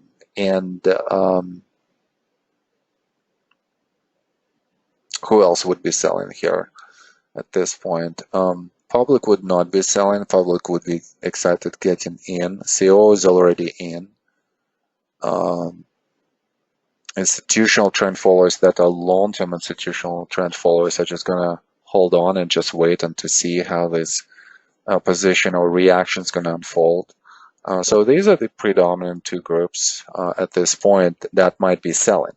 So they're going to increase the level of supply at this level of the price. And that increase of the supply and selling is going to produce what? It's going to produce a stop in action and the short-term reaction. And therefore, this short-term reaction is going to develop a backing up action. Yeah, Eric?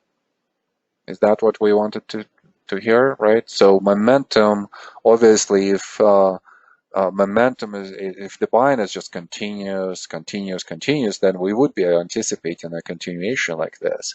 But not in a lot of cases we see that. I mean, this is more something of would be a unique situation, and I would say that in low liquidity stocks, that's a possibility where big institutions are not available and smaller players could manipulate the stock more freer. And I would say that the low liquidity stocks and the way how sometimes they just run up so much, in a lot of cases, this reminds me of the stock campaigns that Wyckoff himself was describing in the course and in his books and in his letters and magazine of Wall Street, and people like Jesse Livermore, J.P. Morgan, James Keen, and other big traders at the time were conducting as campaigns.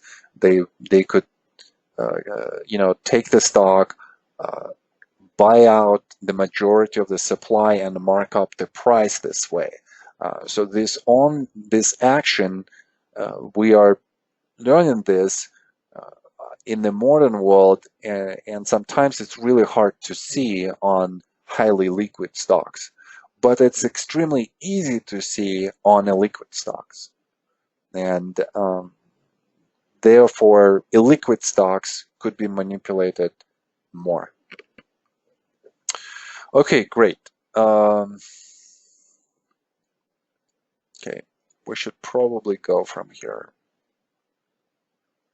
Okay, so really quick, Nailash, and let's not have any more questions on this.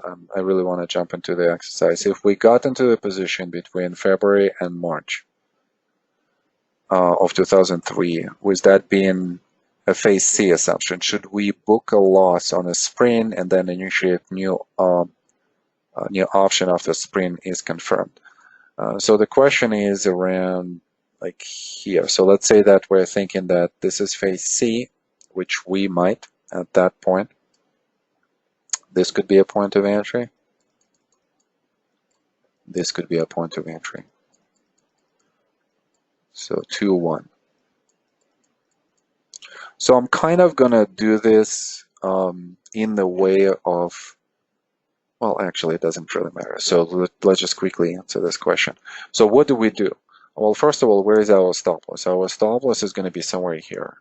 Right? So we would be hit if we're just using the stop loss. We probably would be thinking more of getting out of this position even earlier before we are being hit. Where? Well, as the price develops some kind of structure and there is an element of a time stop loss.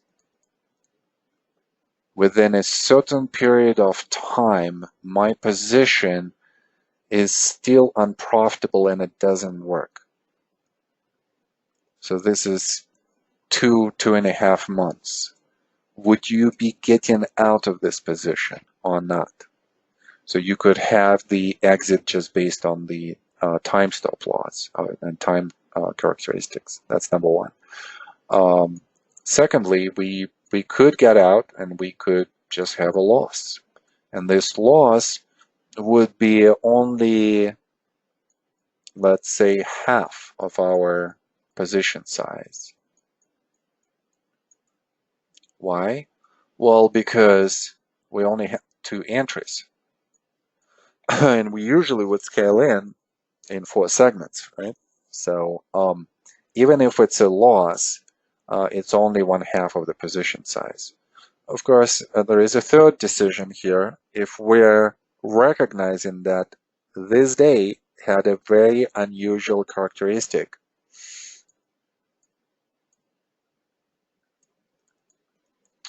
of increasing downward spread on extreme volume signature.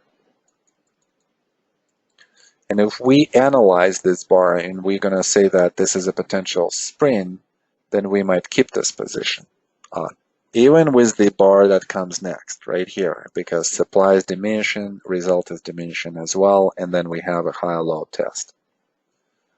So that could be a solution number 3, but you have to be an extremely comfortable with your analysis and with the bias that you are giving this stock. So my preference is probably going to be something like this. If I got in, let's say right here and then here, at some point, I'm going to say my stop loss is going to be somewhere here, and partially I'm going to get out of this position. So close, let's say 1/4. And then it still will be exposed, but not as much. And then hopefully I will go through this. And then obviously, even if I take a loss, my points of entry, just based on what we just went through, are going to be here, here, here, this bar, and then we go into this bar, this bar, this bar, this bar, and so on and so forth. So again, look at how we are accumulating this position. By the way, we've done so many campaign exercises at the Wyckoff Practicum course, and I'm showing you exactly the reasons of where we would be getting in, why we would be getting in here, and so on and so forth. So this would be the sequence of entries, possible entries. And every time we enter, we want to enter on the point of no return. What does it mean? This is where the price does not come back to this level. Maybe it just came back somewhere here, but everything else is just, the price does not return. And that's just an element of the risk control just based on how the structure develops and where you enter itself. All right, guys, let's go away from this. And let's just see how much we're going to do. So I'm thinking that maybe we'll stay until 6 today. We'll see. All right, a volunteer. And you have to, actually, first, which bar did we stop at? I think that we've revealed this whole chart, right? Is that what we did? So you have to remind me. Have we discussed 52 to 58?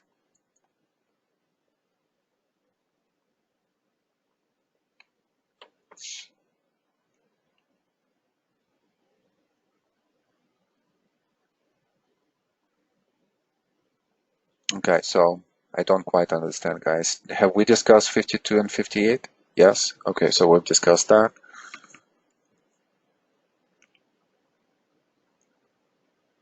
Have we really? I think with Adam, we have stopped somewhere here on 52. Right? Yeah, I think that we've discussed all of this, and then we've stopped. So let me discuss this, but I know that I've revealed this right here. So let me discuss 52 to 58, and then I want to have a volunteer so that we would start the next segment. So let's look at really quickly at 50 and 51. We said that after this secondary test, which was somewhat successful, look at the levels of the supply here and look at where the price is rebounding relative to the height of the range. We're kind of rebounding off the 1/2 of that range, of that height of that range. So that suggested that we're going to have an upthrust. An upthrust is usually an element in phase B. So there was a built-in trade right here that would get us above 42, And then at the first signs of the deterioration, we're going to be looking to sell if this is a very short swing trade. And we see those signs of deterioration in the diminishing spread signature of the 46, in the supply tail, in the increased effort that doesn't produce the same result as 45. So therefore, right here somewhere we will be getting out. After that, 47 develops a change of character. This is a small trading range. On the intraday basis, we just don't see it on the daily. But this is the first bar since the low of 44 that suggests that we are done. This is a confirmation. And we go into the reaction. And look at the reaction that we have. The supply increases, and we were talking about first emergence of the supply, how change is gradual. And think about this statement, why change is gradual in the markets. Sometimes it's very violent, right? And everything changes very quick. Like the market that we had in December, January. We were in such a bearish sentiment, and then quickly that sentiment changes. But even with that quickness, we still had a week or two where we could have guessed that the change is taking place, and we could have seen the signs of the demand coming in into the market. Well, here this is the opposite. A change comes gradually at point number 45 because we see that the volume signature has increased. So what does it mean? It has some suggestion that supply has come here. Yet the result is still favorable, so that supply is small and does not produce a lot of the result to the downside. Then at 46, that supply has increased. How do we know this? Well, the volume signature has increased by itself. That's number one. So supply has increased. And at the same time, the result to the upside has diminished. So this means that on the more supply, we're producing more of the stopping action and more reaction within the context of this bullish upswing from 44 to 46. So we see how from 45 to 46 supply increases. Then at 48, we're seeing that the volume goes down. And that suggests that demand by itself is deteriorating. And we see how even if supply is going down as well, we see that the close is lower than at 46, that the tail at 48 to the downside, the supply tail, is more than at 46. So that gives us an understanding that on diminishing supply, we're producing a better result to the downside. So there is some kind of ease of movement built into that bar. And obviously, looking at the intentions, intention behind 45 was to overcome the high of 42. We did that. Intention of 46 was to overcome the high of 45. We did that. And we committed at the close above. Intention behind 48 was to overcome the resistance at 46 and commit above it. And yet we don't do that. Instead, we're closing below the close of 46. So that shows us the timing of when the price is ready to go down, because the effort and the result at this point are somewhat synced.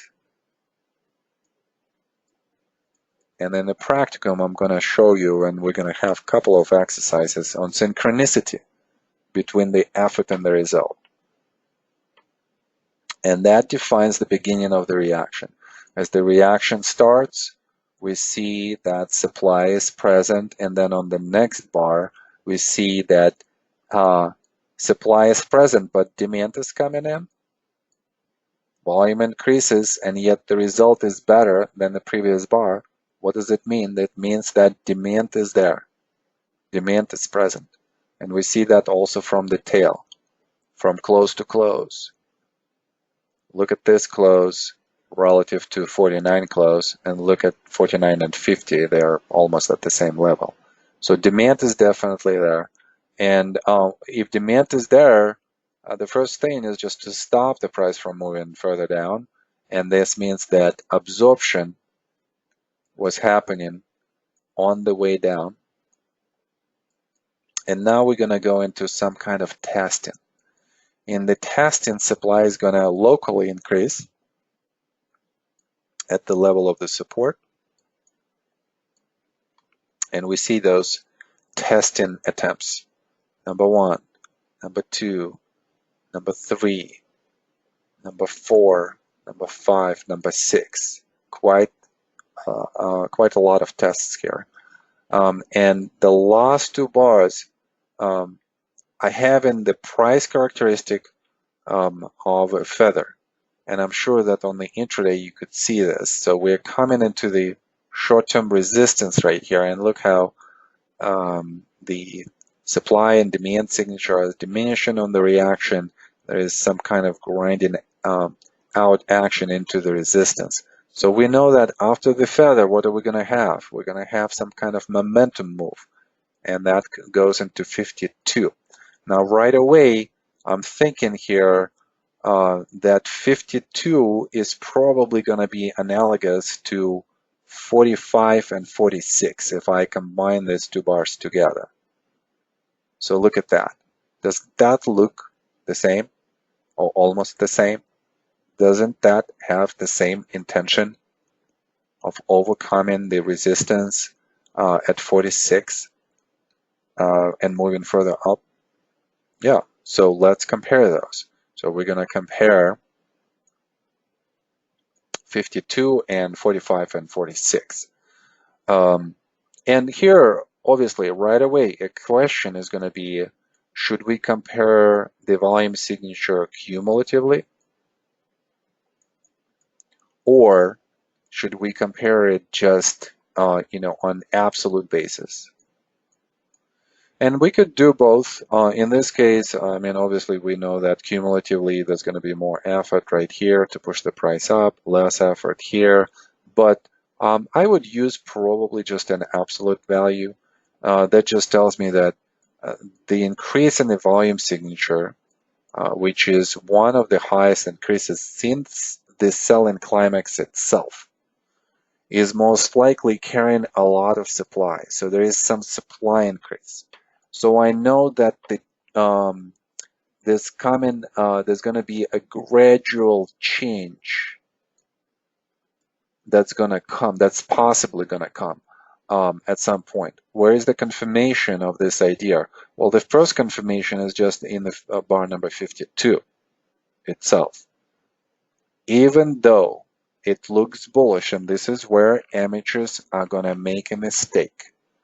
And this is the whole game for institutions. Amateurs are getting excited. Weak hands are getting excited at 52. It looks bullish.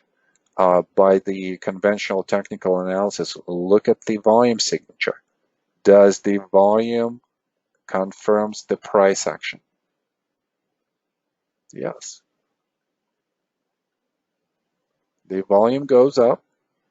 The price goes up. Volume confirms the price. So, but a little bit erroneous statement in this class, because the volume needs to confirm not necessarily just how bullish the bar is. It needs also to confirm a commitment for this bar. What was the commitment? The intention was the commitment above 46, the high of 46. Do we do that? No. So we're seeing an increase in supply that stops the 52 bar from committing above the resistance. Bullish or bearish? Probably bearish. Just because supply emerges and it has the capacity to stop the price from going further up.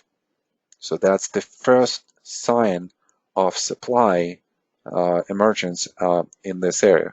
Then the next confirmation is going to be at 53. So 53, look at the level of the supply. The level of the supply is increasing, and then we are producing a relatively big supply bar to the low, and I would be thinking that this acts, if 52 acts as a buying climax, 53 acts as a change of character and automatic reaction. Kind of reminds me of 46 as a buying climax and then 47 as an automatic reaction. So again, we are comparing these bars of these two areas using the analogs. And we're seeing that the 53 change of character, a change of character at 53 is more bearish than the change of character at 47.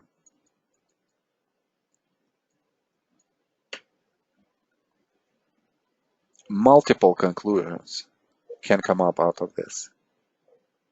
We have not overcome the resistance at 46, 48. We stopped. Then we tried to overcome, we gapped up on 53 and then instantly went down. And that change of character is so much more than at 47. So what kind of deductions could we have here? Even at that point, we could say that there is more, it's more bearish because there is more supply and there is more result to the downside. So we know that if we had a reaction from 46 to 50, most likely the next reaction that we're going to have is not just going to be to this level. It's probably going to extend. And where would it extend to? Well, what are our targets? So the low of 44, the low of 40 and 41. So this is our target zone. And here with the target zone, we would be thinking that if this is an overbought condition for this target, then this is going to be an oversold condition. And we would be thinking that this is a good trade for us, so we would be looking for an opportunity to open the position here. Now, there is something wrong about bar number 53 if we're thinking establishing the position right away. What is wrong? Well, we see that on a short-term basis, we have a tail that is a demand tail. So this demand tail suggests that short-term, we're going to have some kind of attempt to rally at this point. Plus, think about the momentum on 52. We still have not deteriorated that momentum yet. So that confirms that on a short-term basis, the rally might happen. So we just need to see. And if the rally is going to develop, we're probably looking at the trading range like we had at 46, 48. So next bar, 54, is a very interesting bar because this is an analogous bar to 52. Look at the effort at 54 in comparison to 52. It's the same. Yet, what could we say about the result of 52 relative to the result at, 54 relative to the result at 52? Well, we see that the up spread is definitely diminishing. We see that the close to spread is deteriorating as well. We are seeing a tail here on this bar where we didn't have any tails at the top of the spread at 52. So that suggests some kind of supply or deterioration of the demand, and with the volume signature, most likely increase of the supply. So we're even thinking that there is more supply at 54 than at 52, just because of how result is being shown to us. We also look at the close to close. And we are seeing that definitely in the case of 52, there is more progression from close to close. So again, deterioration. And then the intention was obviously the same as the bar number 46, the same as the bar number 45, the same as the bar number 52, the same as the bar number 53. The intent is to commit above the level of the resistance, and we still cannot do this. And now commitment line is slightly higher even. But even if we use 46 as a commitment line, we're closing below it. So therefore, no, intention was not fulfilled. So all of this is extremely bearish, and the result of bar number 54 is deteriorating after bar number 52. So now we know that most likely we're going to have some kind of reaction. There is still some momentum on bar number 54. We might assume that, we are in the trading range at this point. We would be looking at the phase analysis and so on and so forth. And then bar 55 comes. So if we said that 54 is more bearish than 52, then 55 is much more bearish than any of these two bars. Why? Well, because the effort is almost the same or just slightly below. Just slightly below or equals the previous efforts here. And yet the result is so much smaller. We don't have the same type of spread. It's very condensed, diminished. We are not closing above the high of the 54 bar. And that suggests that the intention was not fulfilled. And that's bearish by itself. So this 55 is a much more bearish bar than 52 and 53. And therefore, again, change happens gradually. And the reason why it happens gradually is because there is no way that the CO or professionals could unload their positions instantly. If they do, they're going to influence the price in such a way that we're going to see more of this type of movement out of this place. Here at the top, they're trying to sell in such a way that would not move the price significantly down before they get rid of the stock. And then what comes next? 56 has a deteriorating supply signature.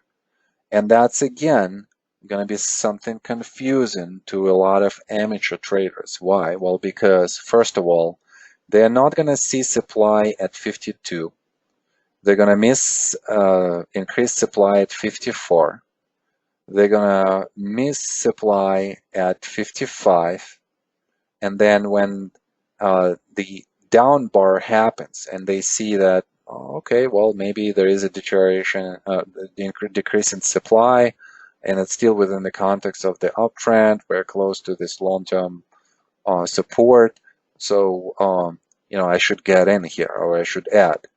And obviously they will be mistaken, because we know that all of this, up bars contain supply signature in the volume signature. So therefore, what is 56 then? Because now that we're thinking what has happened, we're seeing supply, supply, supply, supply, and then lower supply. And yet what happens? We are actually committing at the close of the 56 below the level of the bar of 55, which was the last attempt to commit to the upside. So we have not experienced this yet, right? Look at this bar right here, 52. Do we have a close below? No. Look at this bar, 53. Do we have a close below? No. 54? No. 55. So I'm only going through the bars that had some supply signature in it. Yes, for the first time we have that. But it happens on the diminishing supply signature. and yet intention has been satisfied and fulfilled, and therefore this looks like a timing tool for us to consider that this is when the move is going to start. And by itself, with this commitment to the downside on diminishing supply signature, this bar is an ease of movement bar. And that's how we would view it. Could we open the position here? Yes, absolutely. We would be thinking about opening the position here. And then we would be thinking we're probably waiting for some kind of LPSY backing up type of action, and also production maybe of a more manageable major sign of weakness, which comes at 57, especially on the intraday level.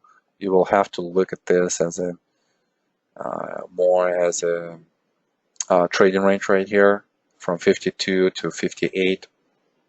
So if 57 is a sign of weakness, then 58 is a LPSY, last point of supply. So there are quite a few places here that we would open the position, or we can open the position. First bar at 57, still somewhat vibrant, but still, look at the levels of the supply. It's still there. So all of those bars is just basically selling. And the first bar is active, aggressive to the upside. So we should be expecting some kind of retest. So retest is coming like this.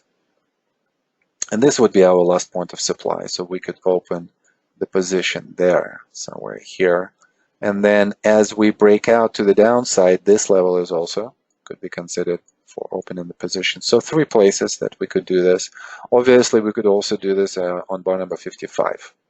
And the reason why we could do this is because within the longer term structure, and some of you who sent me the homeworks, you guys did a really good job because you were thinking that this is our trading range right here. It's just up sloping. And then this is phase A, test and B, C. And therefore, we could have a trade here. Okay, I don't mind that, and I don't mind that trade at all. This is a good trade. I just want us to understand this. How does it happen? How do we compare on the analog basis, what is happening in the second area compared to the first area, on the swing 18 compared to swing 16. All right, so if we're in this position, how would we handle it? How would we manage it? Well, let's assume that we're fully invested already in this position. 58 bar is really good for us because it still shows that supply is increasing on the way down, so we're feeling really well. And there is a suggestion to add right here, which we would. And then look at how the price moves to the downside, the characteristics. Diminishing supply signature, and as we come close to our target zone, we are starting to experience some kind of buying as the oversold zone acts more as a value zone right here. So there is some buying around 59.60, and then the price continues to the downside and comes below into the oversold condition, below 40 and 41 on increased volume signature. So right away here, we would be thinking, what are we doing here? Are we experiencing a distribution, a continuation of the distribution that we have had, or could we possibly be thinking about the trading range and maybe more of the accumulation type of action? So with that, guys, I want to see who would like to volunteer to go through the next segment with me. So just say yes, and hopefully somebody who has not done this before. And we'll go for maybe 20-25 minutes after this.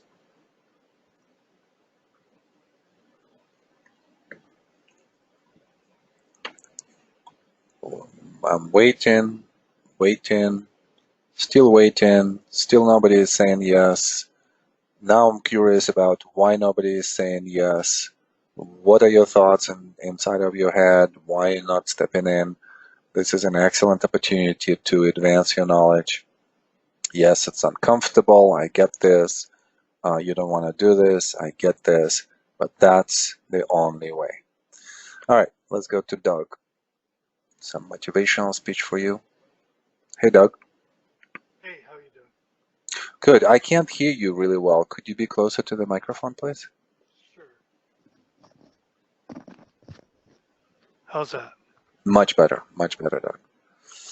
All right, so I stopped the analysis at around 61, and I said that there are probably a couple of scenarios where either looking at the distribution, and this is just, a first move or like a second big move to the downside. And the second scenario, maybe we're in the trading range and we need to define the bias of this trading range. Let me ask you a more general question. How would you approach this puzzle? How would you approach this problem? What are the first things answering those questions? And basically the question is, are you bullish or are you bearish at this point? How would you think about it? Like, I want to understand the logic at this spot so that we would either say, yes, this is good, or we would adjust this logic. So what are you thinking? Well, at point 61, although it is a bullish bar and it's finishing near the top on its close, it's still, in terms of the recent activity, it hasn't really accomplished very much yet. There is some demand. I guess the other factor that I'd look at is there is a fairly big Doug, I lost you. Sorry, I hit the button.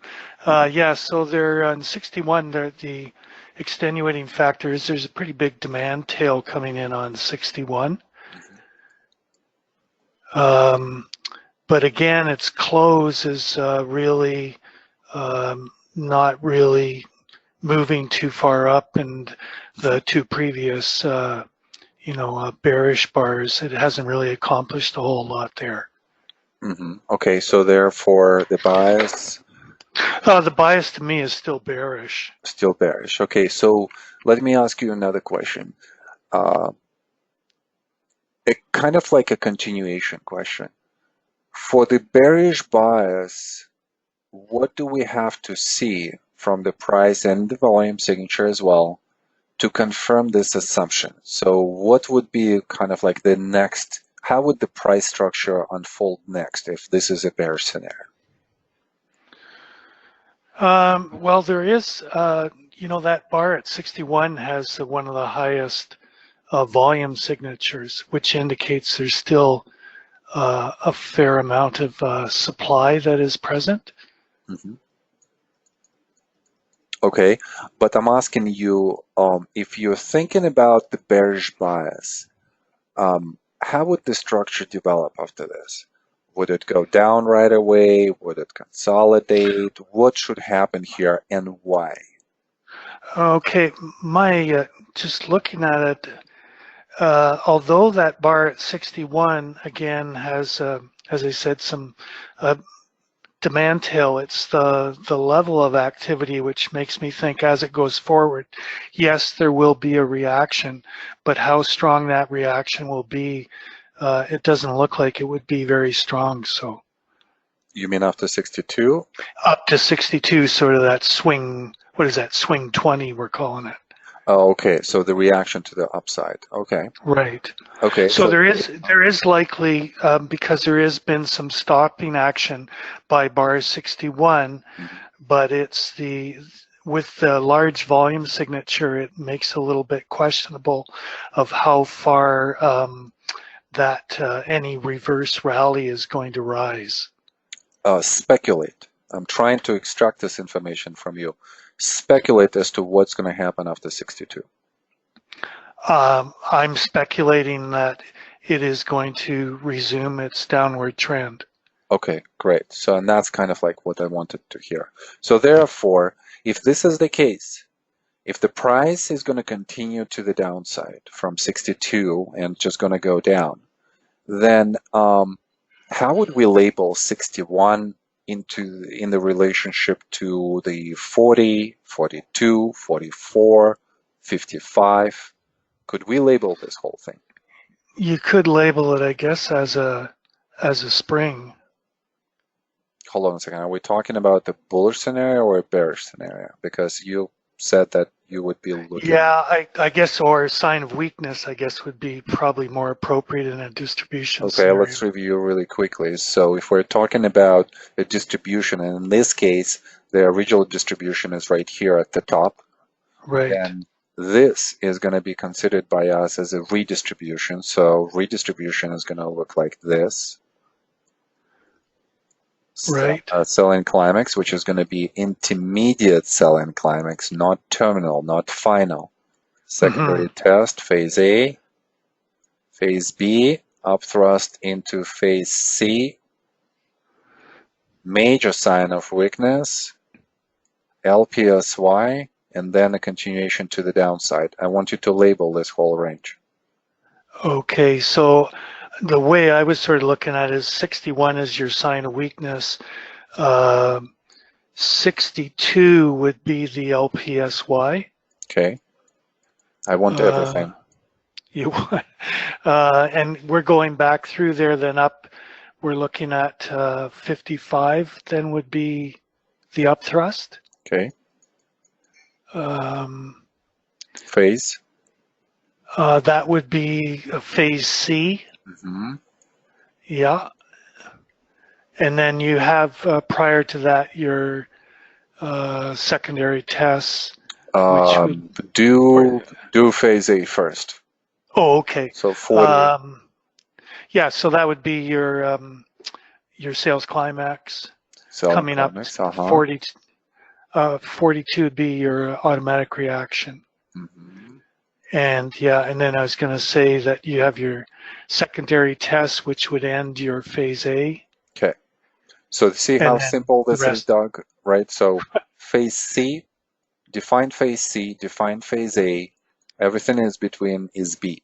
You don't have to think about what's in B here unless I'm asking you here, like identify 46, 48. So just a small shortcut for you. Okay, so yeah, it looks like it, right? So here is a schematic. Here is how it looks. Now, let's talk about characteristics, right? So I want to extract from you the information on the major sign of weakness and LPSY. Okay, so major sign of weakness, obviously in phase D, are going to have what type of the characteristics? It's going to have broken the support. Okay, so but in which way? In which way? Because we could break support with the spring as well, and our conversation here is going to be more about this major sign of weakness or as spring, right? So something like this.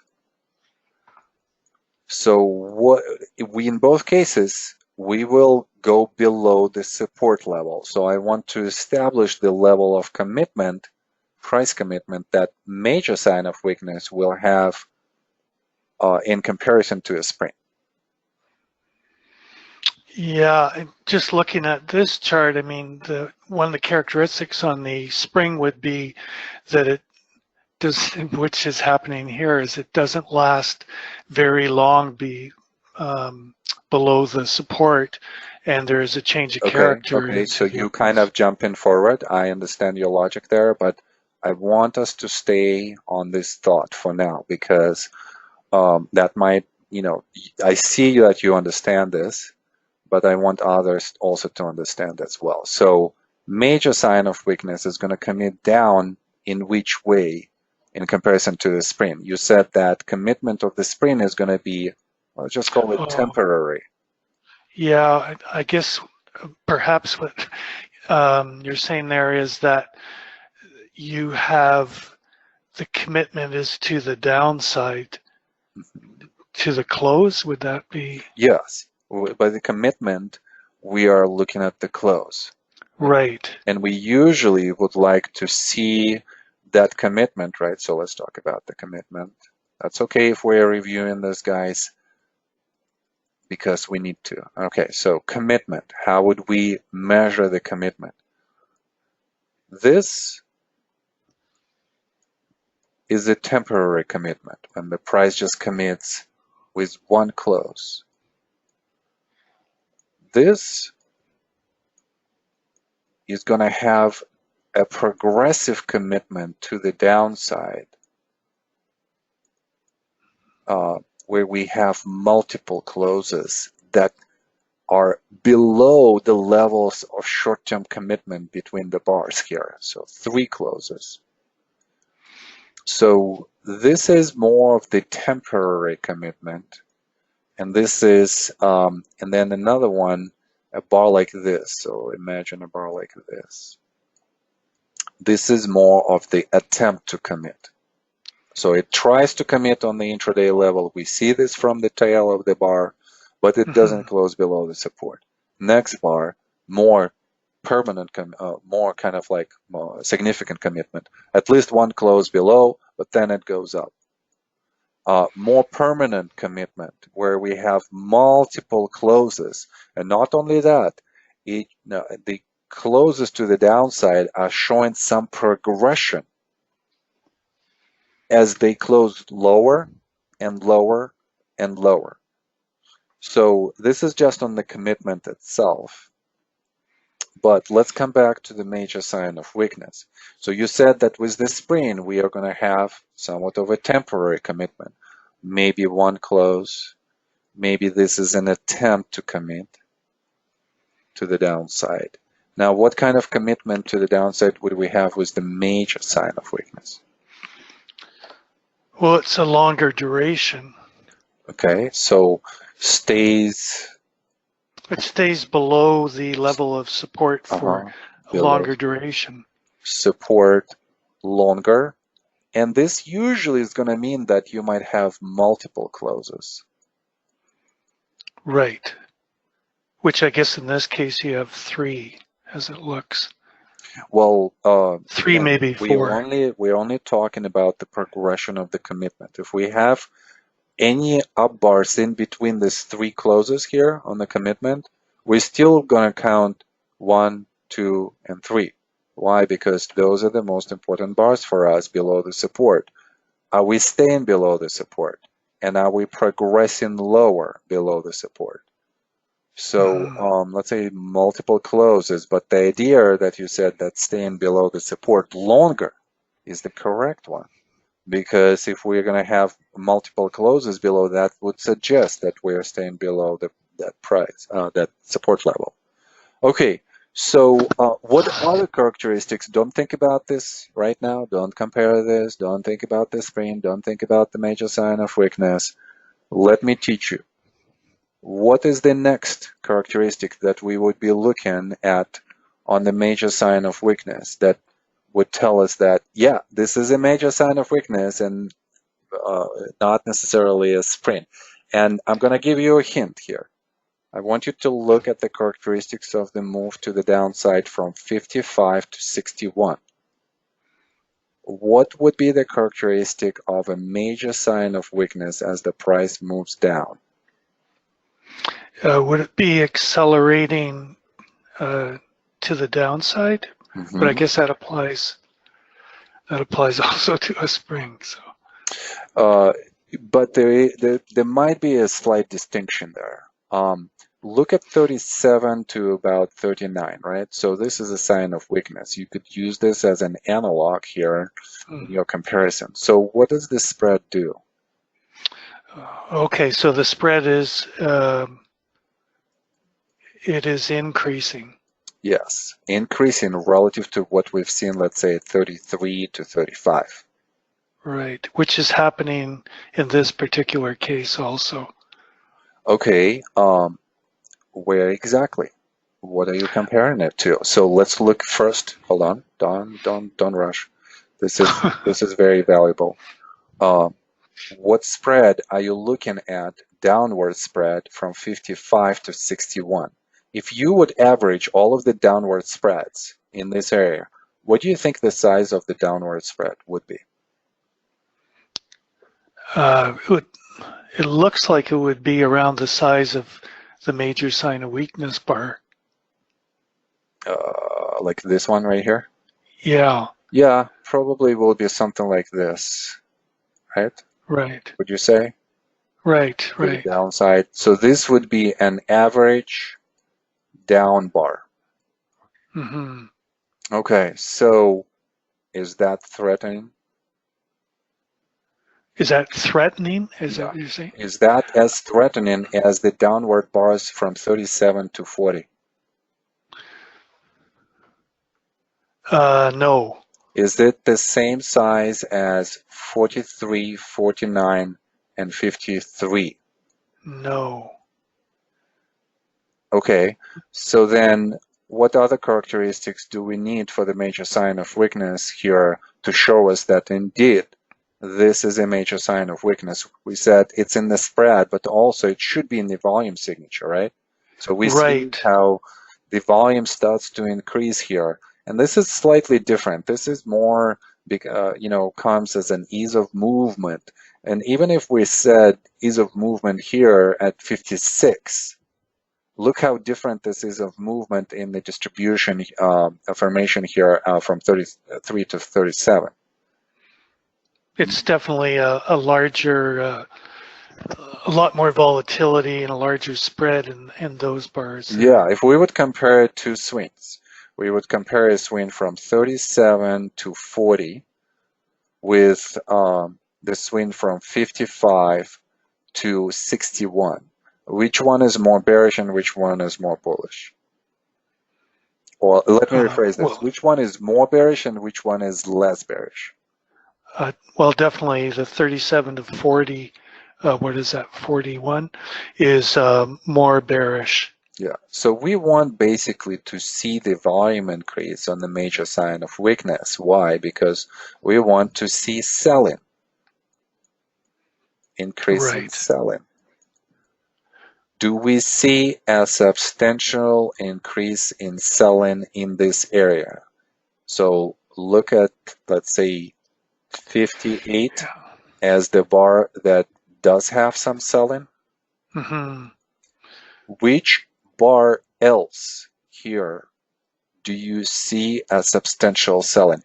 I'm going to be extremely detailed here because I want you guys to get this, and Doc, I want you to see this as well. 56, does it has a lot of selling? No, it doesn't. Okay. First downward bar after 57, this one right here, does it has a lot of selling? No, it's small again. Okay, so 58 we discussed. Yes, there is some selling. Okay, and then next bar to that. Yeah, same thing. It's relatively small, What's but the it is intention increasing. behind this bar? The intention would be to go beyond bar 58, which it did. Well, here it's to the downside. Well, we see that there is an attempt to rally here. So in reality, this volume signature is showing us an increase in the demand. And the demand comes because of this bar right here. This is where they bought in before. So someone's thinking, I'm going to do the same. I'm going to buy at this level because this is an area of the support, and then the price is going to go up. They're lucky for like a moment there that the price goes up, and then it's being sold into them again. So we can't really say that this is a lot of selling. Some buying is behind that as well. Okay, what about the next 3 bars or the next 4, down bars? Yeah, the volume is down. I was looking at it from that intermediate bar 2 after 58 as there's an increase in volume happening up to Okay. 61, but Don't go away then, from me. Don't go away from me. Just okay, stay so, with me. Stay with me. yeah, So, because there are so many details, if we're going to just side note, we're going to lose the logic here. So, looking at this volume signature, is there a lot of sell-in on the way down as we go down? Probably not. not, yeah, Probably not. Then we go into the 50, 59 to 60 area. There are attempts to rally. So some demand starts to right, occur here. So here's a function of the demand.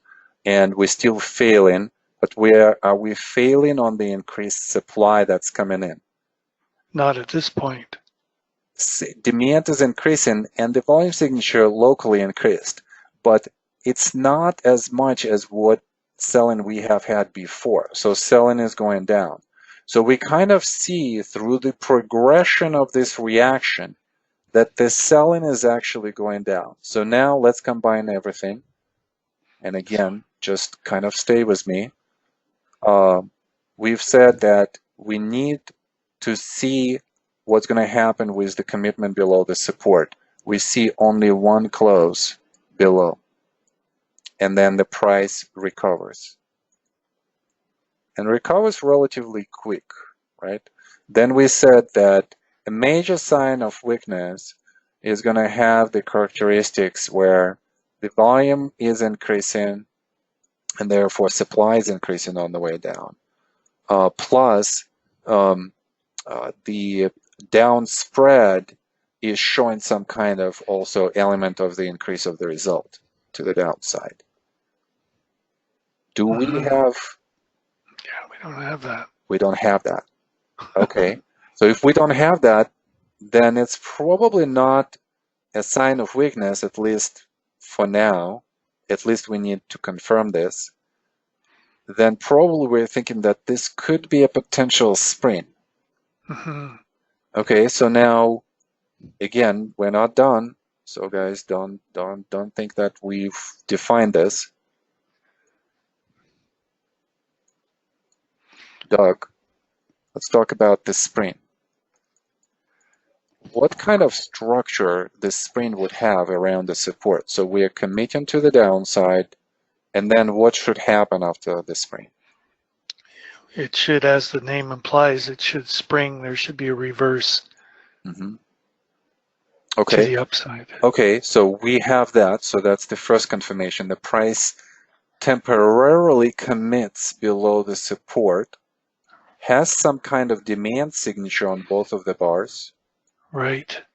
and the price comes back into the trading range. So we are confirming a couple of things here. Number one, short commitment, temporary commitment to the downside. Number two, emergence of demand.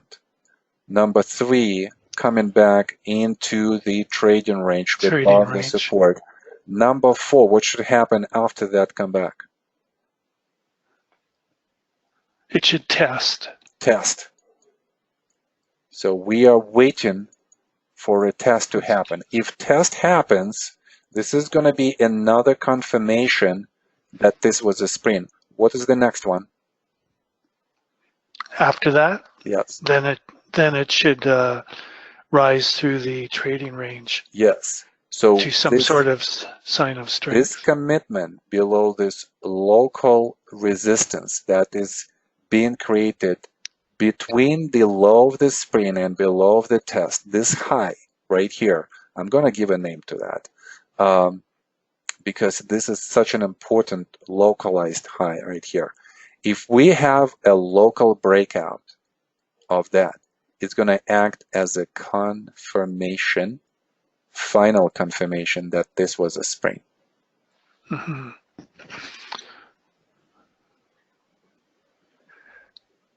Let's kind of like stay in this space a little bit. Let's observe all of this.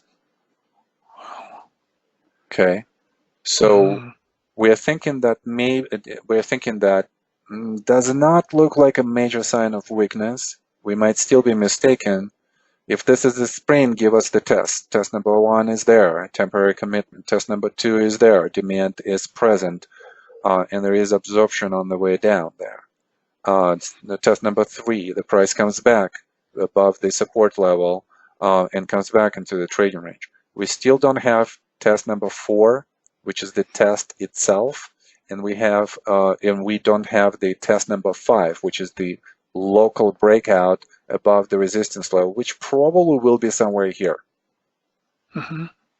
So this is what we're looking at.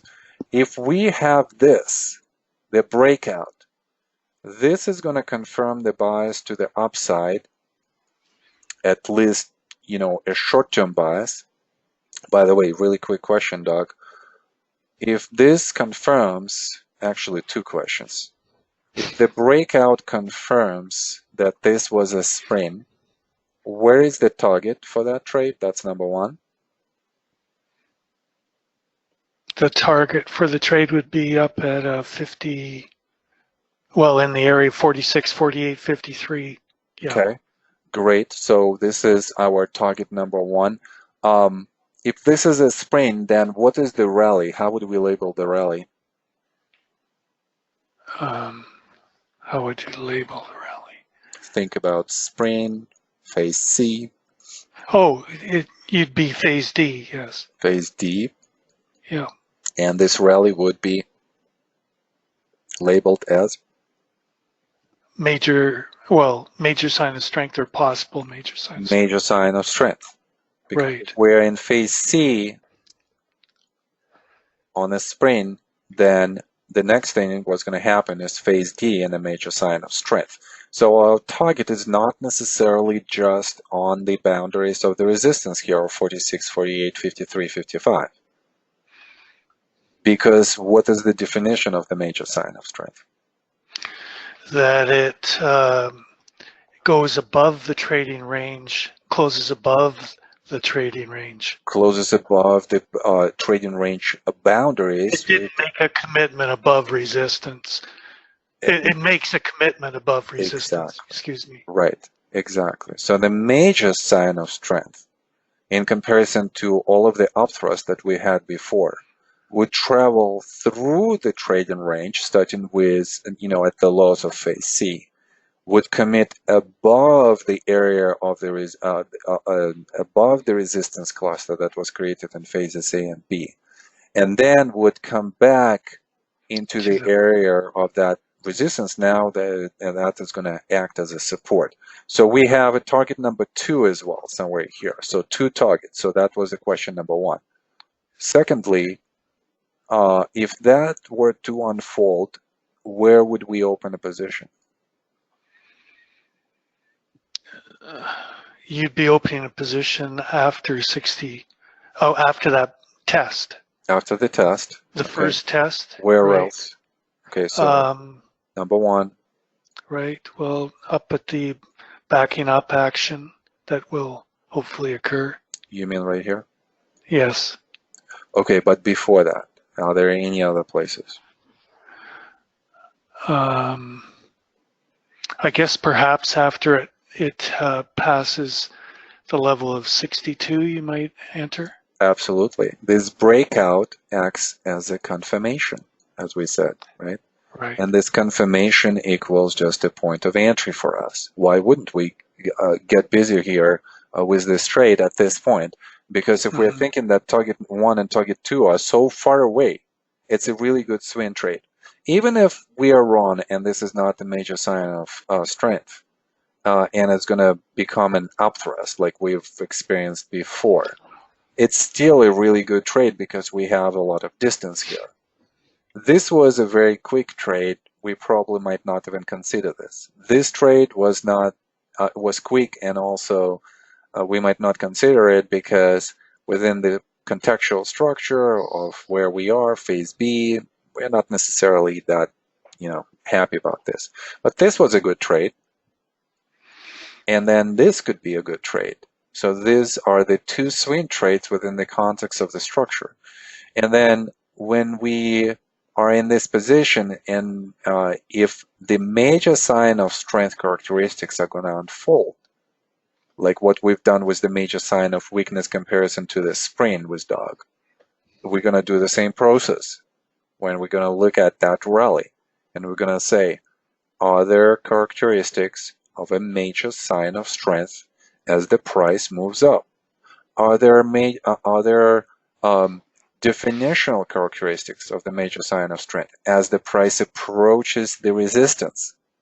Is there any supply that is starting to emerge in this place?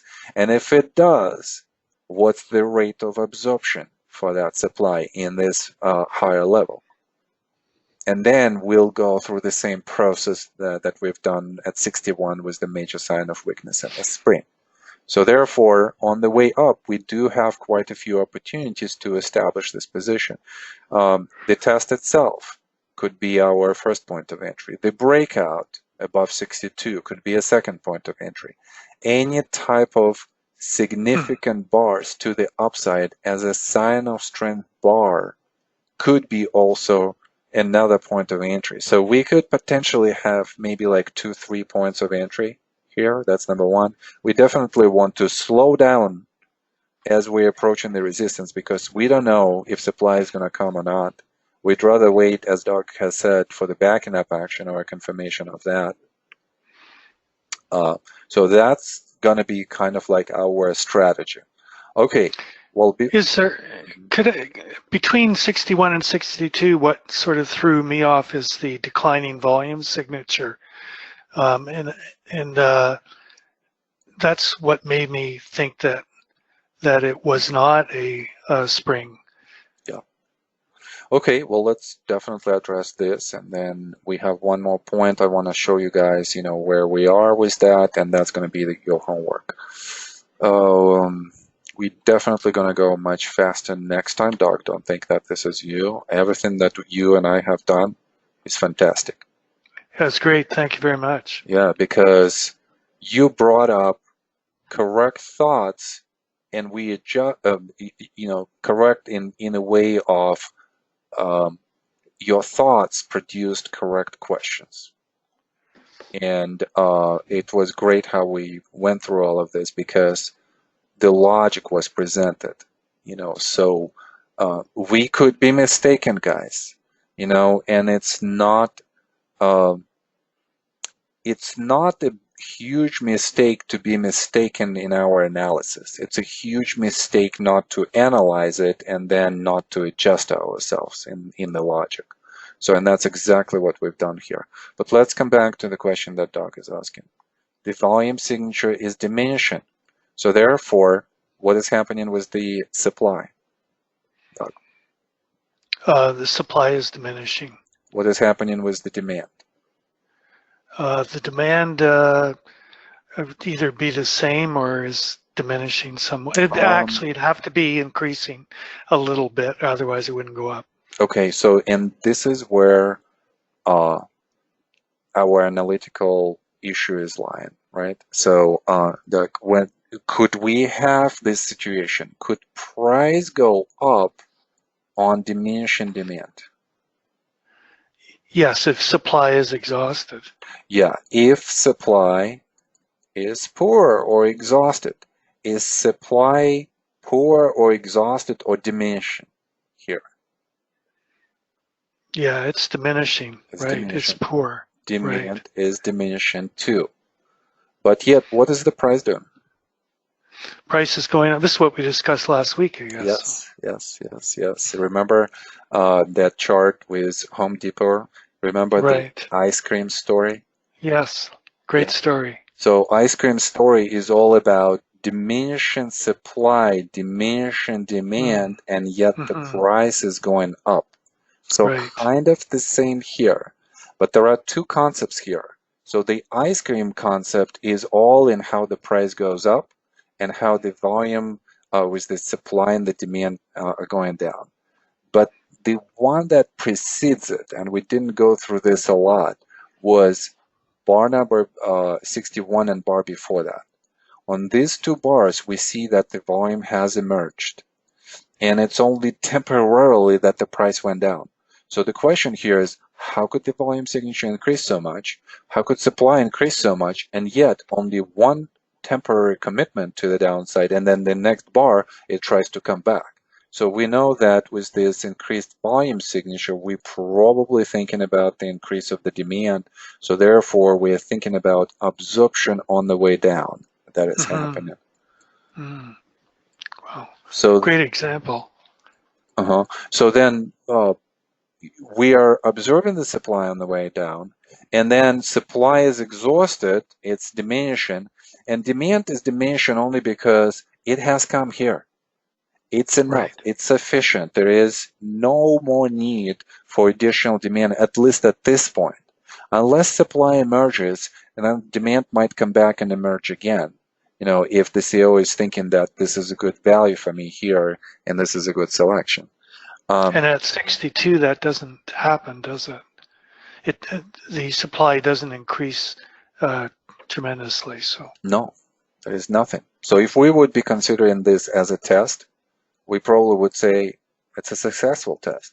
The test Mm-hmm. is happening above the support.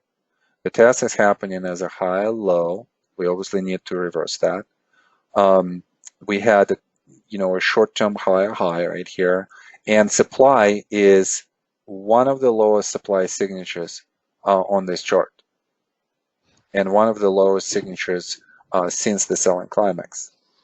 So it looks like a good test at this point, at least for now. So, Doug, that's the main point for you, just, on a kind of like personal level, right? And personal, I mean like for you on an individual level. The price might advance when demand is diminishing, and that would be the function of exhausted supply.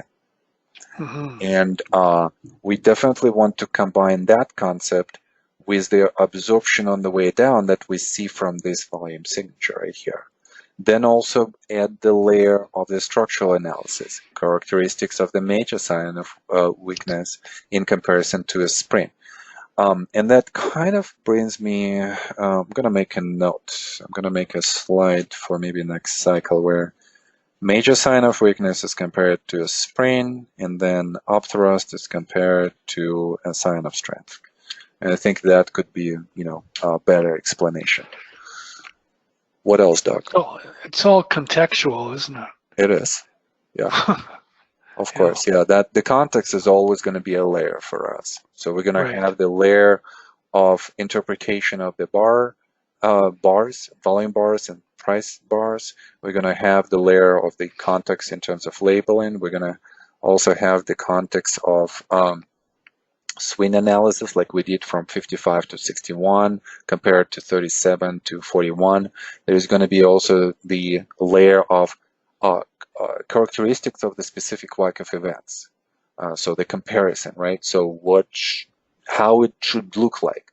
And that's why I'm saying to you guys that all of the material that we've learned, from the first months, you gotta review, you gotta go back there, you gotta pull out from your library of slides, that slide on major sign of weakness and a sprain. What are the differences? How do I actually, interpret it here, and so on and so forth. Okay, great. Doug, one more thing here. Let's see what happens next.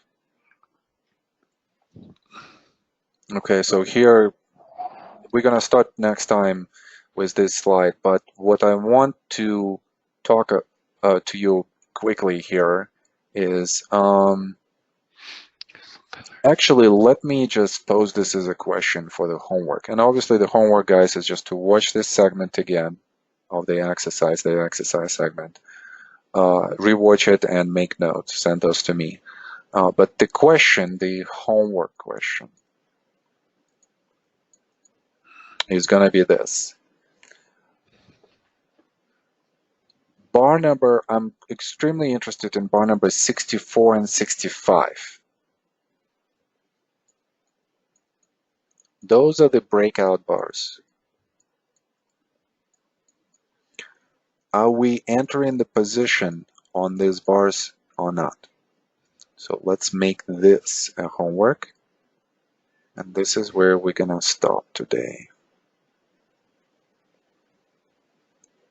Would you be entering this on these two bars, on the breakout bars? Because our strategy was a sprint, a test, and we are buying here on the breakout. So the question is, would we be biased on bar number 64 and bar number 65? Doug, again, that was a really good job.